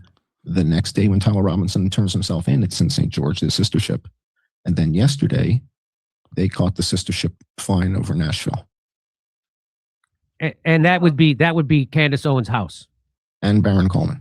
And so let me just that's a great explanation. Let me just show you Baron Coleman. He's gonna kind of break it down. What John just said. He's gonna say it a little different. Let's listen. He's got some graphics that he can show. Watch. Yep. The interesting thing about that is Fort Huachuca is sort of the nation's premier ISR training base. Intelligence, surveillance, reconnaissance. It's high-tech spy stuff. And this 6500, this Axel 10 plane, this N1098L, these planes are being outfitted with some of the most sensitive military spy equipment ever known. The stuff you can't even imagine. It's able to intercept communications. It's able to deploy drones. It's able to do all kinds of crazy stuff. This is a fancy piece of equipment. On the day of the Big Bang, we know that this flight took place because we looked at it. If you've been watching a while, this is a little bit of recap. We knew this flight took place. It went from El Paso to Kalispell, and on its way up there, it did this little loop-de-loop. It was flying to Kalispell from El Paso on this little teal-looking line down here. It comes and takes a hard left. It goes over the southern part of Utah Lake. It flips back around, and it flies really low. Really, really low. 114 knots it's flying. So the colors show the altitude. So you can see here, like blue up to deep blue or purplish is, I believe, highest altitude. And then as you get down to this, you get much lower altitude to yellow. But I can't see the level of altitude here. Low. Really, really low. 114 knots it's flying. I mean, that's almost stall speed. If it went any slower, it would lose lift and fall out of the sky. And it's flying at like 100 or 200 feet off the deck. I know over here it says 5,100 feet, but you got to subtract the altitude. You got to subtract the altitude of Provo, which is like 5,000 feet in the air. And it's coming in, and it makes what looks like an approach over Provo. Well, the interesting part of this is Utah Valley University campus right up here. So, I mean, it's just right there. It flies super low and slow right next to where the Charlie Kirk event's going to take place. Oh, I see. So it's over the water. It's over the water, and it's pretty far out, a few miles, no? And keep in mind what this plane can do. This is a very, very fancy plane. It's a very sensitive spy equipment. Why does it look like he recorded it from a phone on his camera or something? I'll show you an article in a minute on what it can do. It can detect movement. It can intercept communications. It can, de-encrypt stuff that you think is encrypted that is being transmitted over the air. It's a very, very fancy piece of equipment. So that took place before the event. It took place about 9:16 a.m. About the time we're told Tyler Robinson showed up on campus, weirdly enough. Now, after the event, the plane is flying back from Kalispell to El Paso. And it leaves Kalispell and it starts coming down and it flies down. And here it is, again, just adjacent to Utah Valley University, which is right over here. Just adjacent to Utah Valley University. It's at 12:48 p.m., so just 25 minutes or so after the Big Bang. Tyler's on it. Charlie's on his way to the hospital. Exfil teams, if there was more than one person, they would be getting out of the area. It would be really nice to be able to have a plane with incredible technology on board that can bring in tremendous amounts of data using server racks that are actually on the plane in real time, process all that data and see what's going on the ground. Boom. Or, yeah, that's a good point, too. Drone collecting. I didn't think of that. Yeah. That's what these planes are used for in real life. And again, it's flying at 123 knots, just over stall speed at 4,900 feet. I mean, right on the deck. And then it does its little loop around, and then it leaves the area and goes back to El Paso. So we lost John again. So John's having some connection Coming back on, it looks like. problems. He's got the Starlink, which doesn't have a good upload speed. So that's the Hades plane. That it's obvious that what they did was they went down there and, well, it's obvious if you subscribe to this hypothesis that John is putting, which I think is the best one I've heard so far. And the reason why they would do that was so they could drop off the drones and then come pick the drones back up. And did I skip a super chat? I usually don't. I might have clicked it on accident. And I wouldn't have, even people that disagree with me, I'll still play it. I'm sorry. I don't know if I can go find it. Who was it that said that? If you listen, John actually got the air traffic controller recording, and the air traffic controller like, hey, what happened? And the pilot says, oh yeah, it's just we missed our landing. Oops. Well, if you missed your landing, why didn't you ever land? They never landed. So this is their cover story. And they just took off. And then so that's, if you subscribe to John's hypothesis that this was that it was this plane coming down, dropping off the drones to kill Charlie and then coming back to pick him up, it makes sense. So and we now know that there were drones on at the scene of the crime. In fact, this happened at the court. Let's listen to this. Is Tyler Robinson's defense attorney cross-examining the lead detective. And as far as you know, were there any drones that? I found it. I think Cullen's drone theory is correct. Aside from evidence, FEDSLOPers flipped over Fort Huachuca. Mitch and Hades tracked over Candace Barron's home. Yes. So that did happen. There was a Hades plane found. Thank you. Sorry, Cheyenne. I didn't mean to do that. Miss you there. There was that same there's two of these Hades planes that we know of that they've told us about while Barron was alive and Candace and all that day. The other day, a couple of days ago. were flying above campus that day? Not that I know of. At some point, there were drones in the air. Is that right? Did you become aware of that? Yes, I was made aware of that. Right. Do you know who put the drones in Look the air? at how much stuff is coming out that they have lied to us about. The other side, or all the FEDSLOPers. There were no drones. How many times?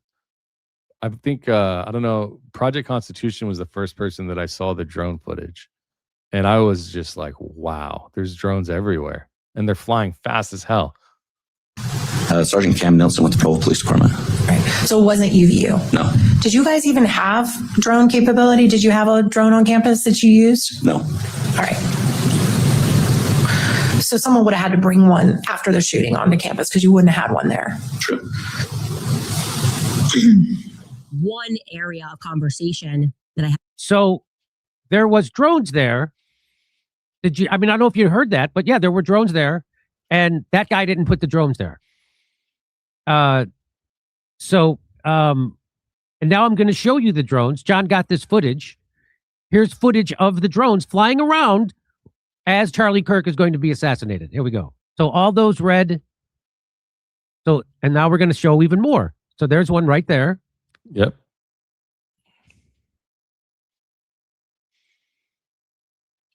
So there's more. I think there's more to this. Hang on. Let me make sure.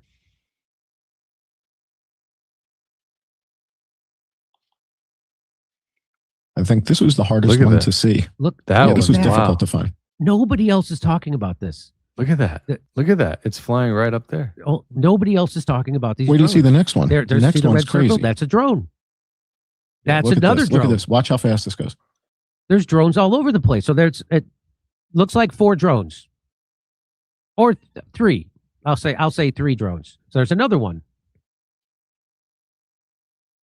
I think that's the end of that video. So let's bring John back in. Oh no, there's more. There's another one.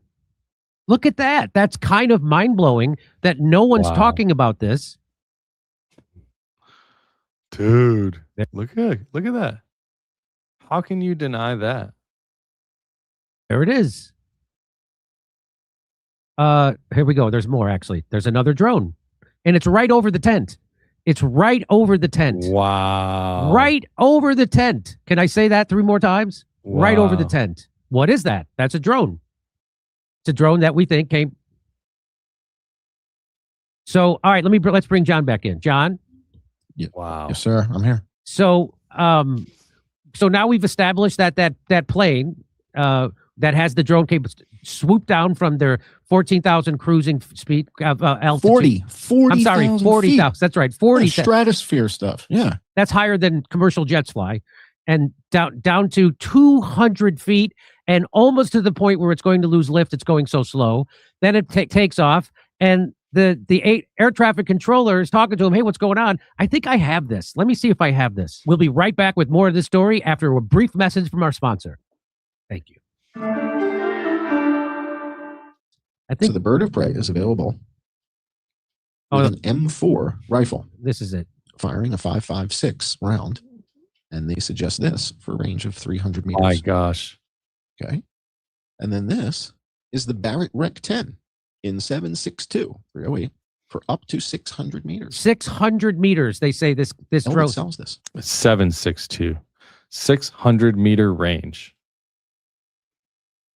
Elvis sells a flying Rec 10 in 7.62 and says it has 600-meter range. 600-meter range. Now, if you remember, John, correct me if I'm wrong. So you put the drone that you think took the shot, you put it over the science building, and did they not find a shell casing on the science building? Well, what they found at the science building. This is very, very critical, what he's about to explain. Because that unspent 5.56 cartridge was never accounted for. And he's going to explain this thing is kind of debatable because they didn't take it into evidence. They didn't document it. Right. So, and, the police are allowed to lie. Yes. FBI is allowed to lie. This guy was on the case, but now he's not. The guy whose testimony we were hearing with the British accent. Oh, they took him off the case? Yeah, he doesn't work there anymore. Oh, my God. Yeah, he doesn't work there anymore. So, so he did testify that they found a bullet or a bullet casing on the science building roof, right? And then he tells you what he recalls to his best recollection. And what he's telling you is that an officer put his rifle into battery, which means on an AR-15, you pull the T charging handle and a round is now in the chamber, ready to be fired. And then cleared his rifle, which requires you to remove the magazine. Because if you do it again, another round is going to go in. So he then removed the magazine, operated the charging handle to eject the live round, left the live round on the roof of the science building, and went to Arby's. I mean, it's like, who did that? Who is the cop who did it? When you found the bullet on the ground, did you say, hey, Mikey, is that yours? Or was it an hour later, 2 hours later? Why was it not tent carded? Now, I've seen forged evidence before at the Vegas shooting. I've seen what the police department is willing to do to create a case, right? They broke the windows in Vegas. You and I we have to do a show on Vegas. Yes, definitely we will. When this dies down. But I've seen them forge evidence. And so for this guy to simply say it was an unfired round versus a spent brass casing, if what they found in the science building was a spent brass casing, that's the shot. That's the shot. That's the shot. That's the shot. And it came from that Elbit drone that has a range of 600 yards with accuracy. I believe. Now, the reason so why am I saying it's Elbit and not the Switchback? So the Switchback is another flying drone. But we didn't spend $6 billion with Switchback. There you go. We spent $6 billion with Elbit, and Elbit has this entire ecosystem of drones that talk to each other. You played the clip, and the guy says one operator has 4 autonomous drones. He's not doing joysticks. This isn't DJI joystick shit. Right. This is facial recognition, target acquisition, infrared laser targeting, wind speed and direction determination by the drone flying over the tent. The drone that flies over the tent knows what direction and speed the wind is blowing. Yes. So those other 3 drones are transmitting information back to the drone that has the rifle. And so they know what the wind speed is, the temperature of everything. They know everything. So this is the difference between the Israeli drone technology and what they've been feeding the American public with for the last 3-4 years, which is Ukrainian mini drone. So I think you all get the point. I encourage you to go watch the rest. There's still 30 minutes left there.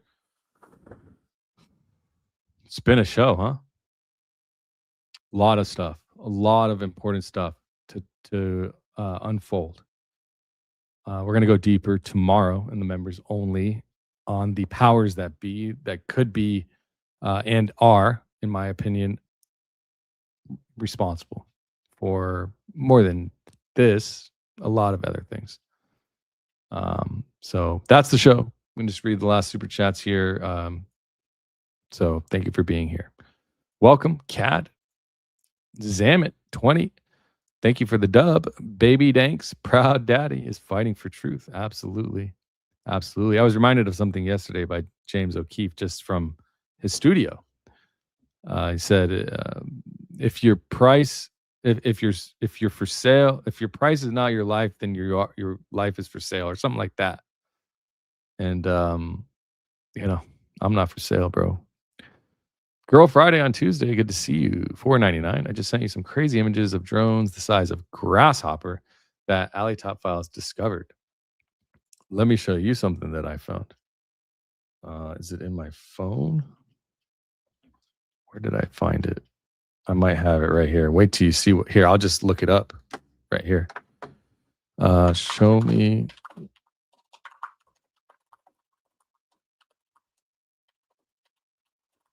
Let me see. I'm going to show you something very interesting. Check this out.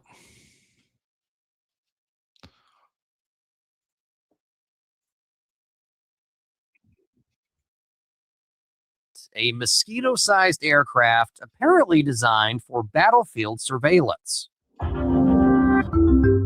Researchers at China's National University of Defense Technology showed off the microdrone during a state television broadcast. The tiny unmanned aircraft fits between 2 fingers. It flies using a pair of flapping leaf-shaped wings and can perch using 3 hair-thin landing legs. The claim is the drone's compact size allows it to stay hidden while gathering intelligence in urban or sensitive environments. The drone packs power systems, sensors, and control circuits into its tiny frame, pushing the limits of micro-robotic engineering. China's new micro drone joins a growing global race to field micro UAVs. Norway's Black Hornet, widely used by Western militaries, offers a palm-sized platform.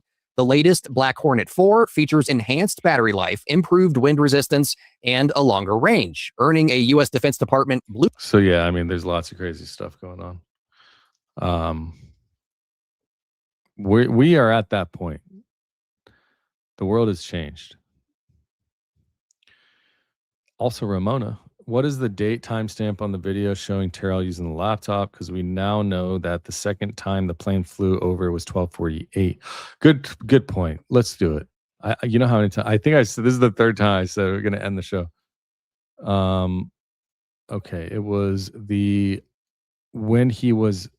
Okay, so there's two we have to look at. So let's go look at this first. Thank you for the super chat. Let me pull that down.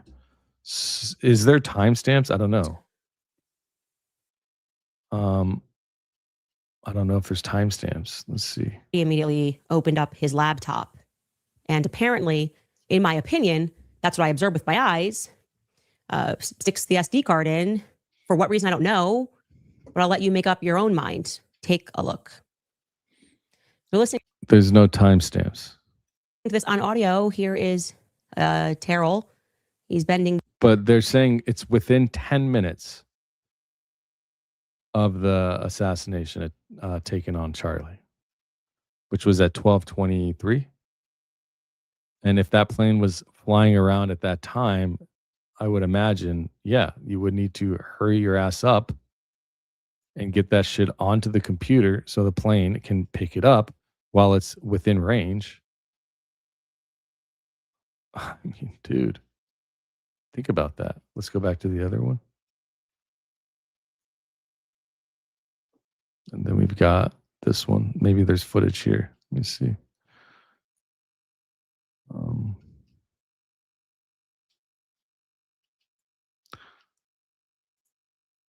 It looks very much like he inserts an SD card into it, an SD card that he just happened to take out of a camera. Hand grenade. All right, what do we got here? There's no timestamp. We'll point there. Keep your eye there. Gets up and he shows. Who is the guy he's showing that? She said that was his employee. So if it's his employee, but how long is, like, that'd be interesting. I'd like to know, like, why is he, the owner of the company, showing his employee? And why? And how long has that employee worked there? And where has he worked before? And who is that person? Very, very curious. All right. We're done for real this time. Let's get through the rest of them. Thank you, Ramona. Question for Kash Patel. Is the FBI allowed to lie to the FBI? No, they're not. Absolutely not. They can lie to us. They can lie to the public. They can lie to suspects. It's legal. Federal agents, including the FBI and various others, may use all the deceptive tactics and investigative, interrogative, things. They can claim they have evidence that they do not have. They can say there's a co-conspirator that already confessed and there's no co-conspirator. They can misrepresent the purpose of an interview. They can, but they cannot lie to the FBI. They cannot lie under oath. Those are the two significant things to that. And I'm like 100% positive on that. I'm pretty sure. Very sure. Philippe, check out Elbit Systems. Yes. ISR, SWE. Yep. He was going to get into that and I'd shut it because I didn't want to keep pushing my luck. Thank you for all the love. I appreciate everybody showing up today. It was a great show. Glad to be back. We are on fire. We got a couple days here. We got about 10 days to the rest of the month, 9 days. And it's going to be a good one. So make sure you're there tomorrow for the members only live stream at 11 a.m. Pacific time. And then tomorrow night, Baze and I, we do the They Think You're Stupid podcast, Saturday evenings at roughly 7 p.m. Pacific time. And please come join us in Club Vatra and join our private community if you want to get involved in what we do.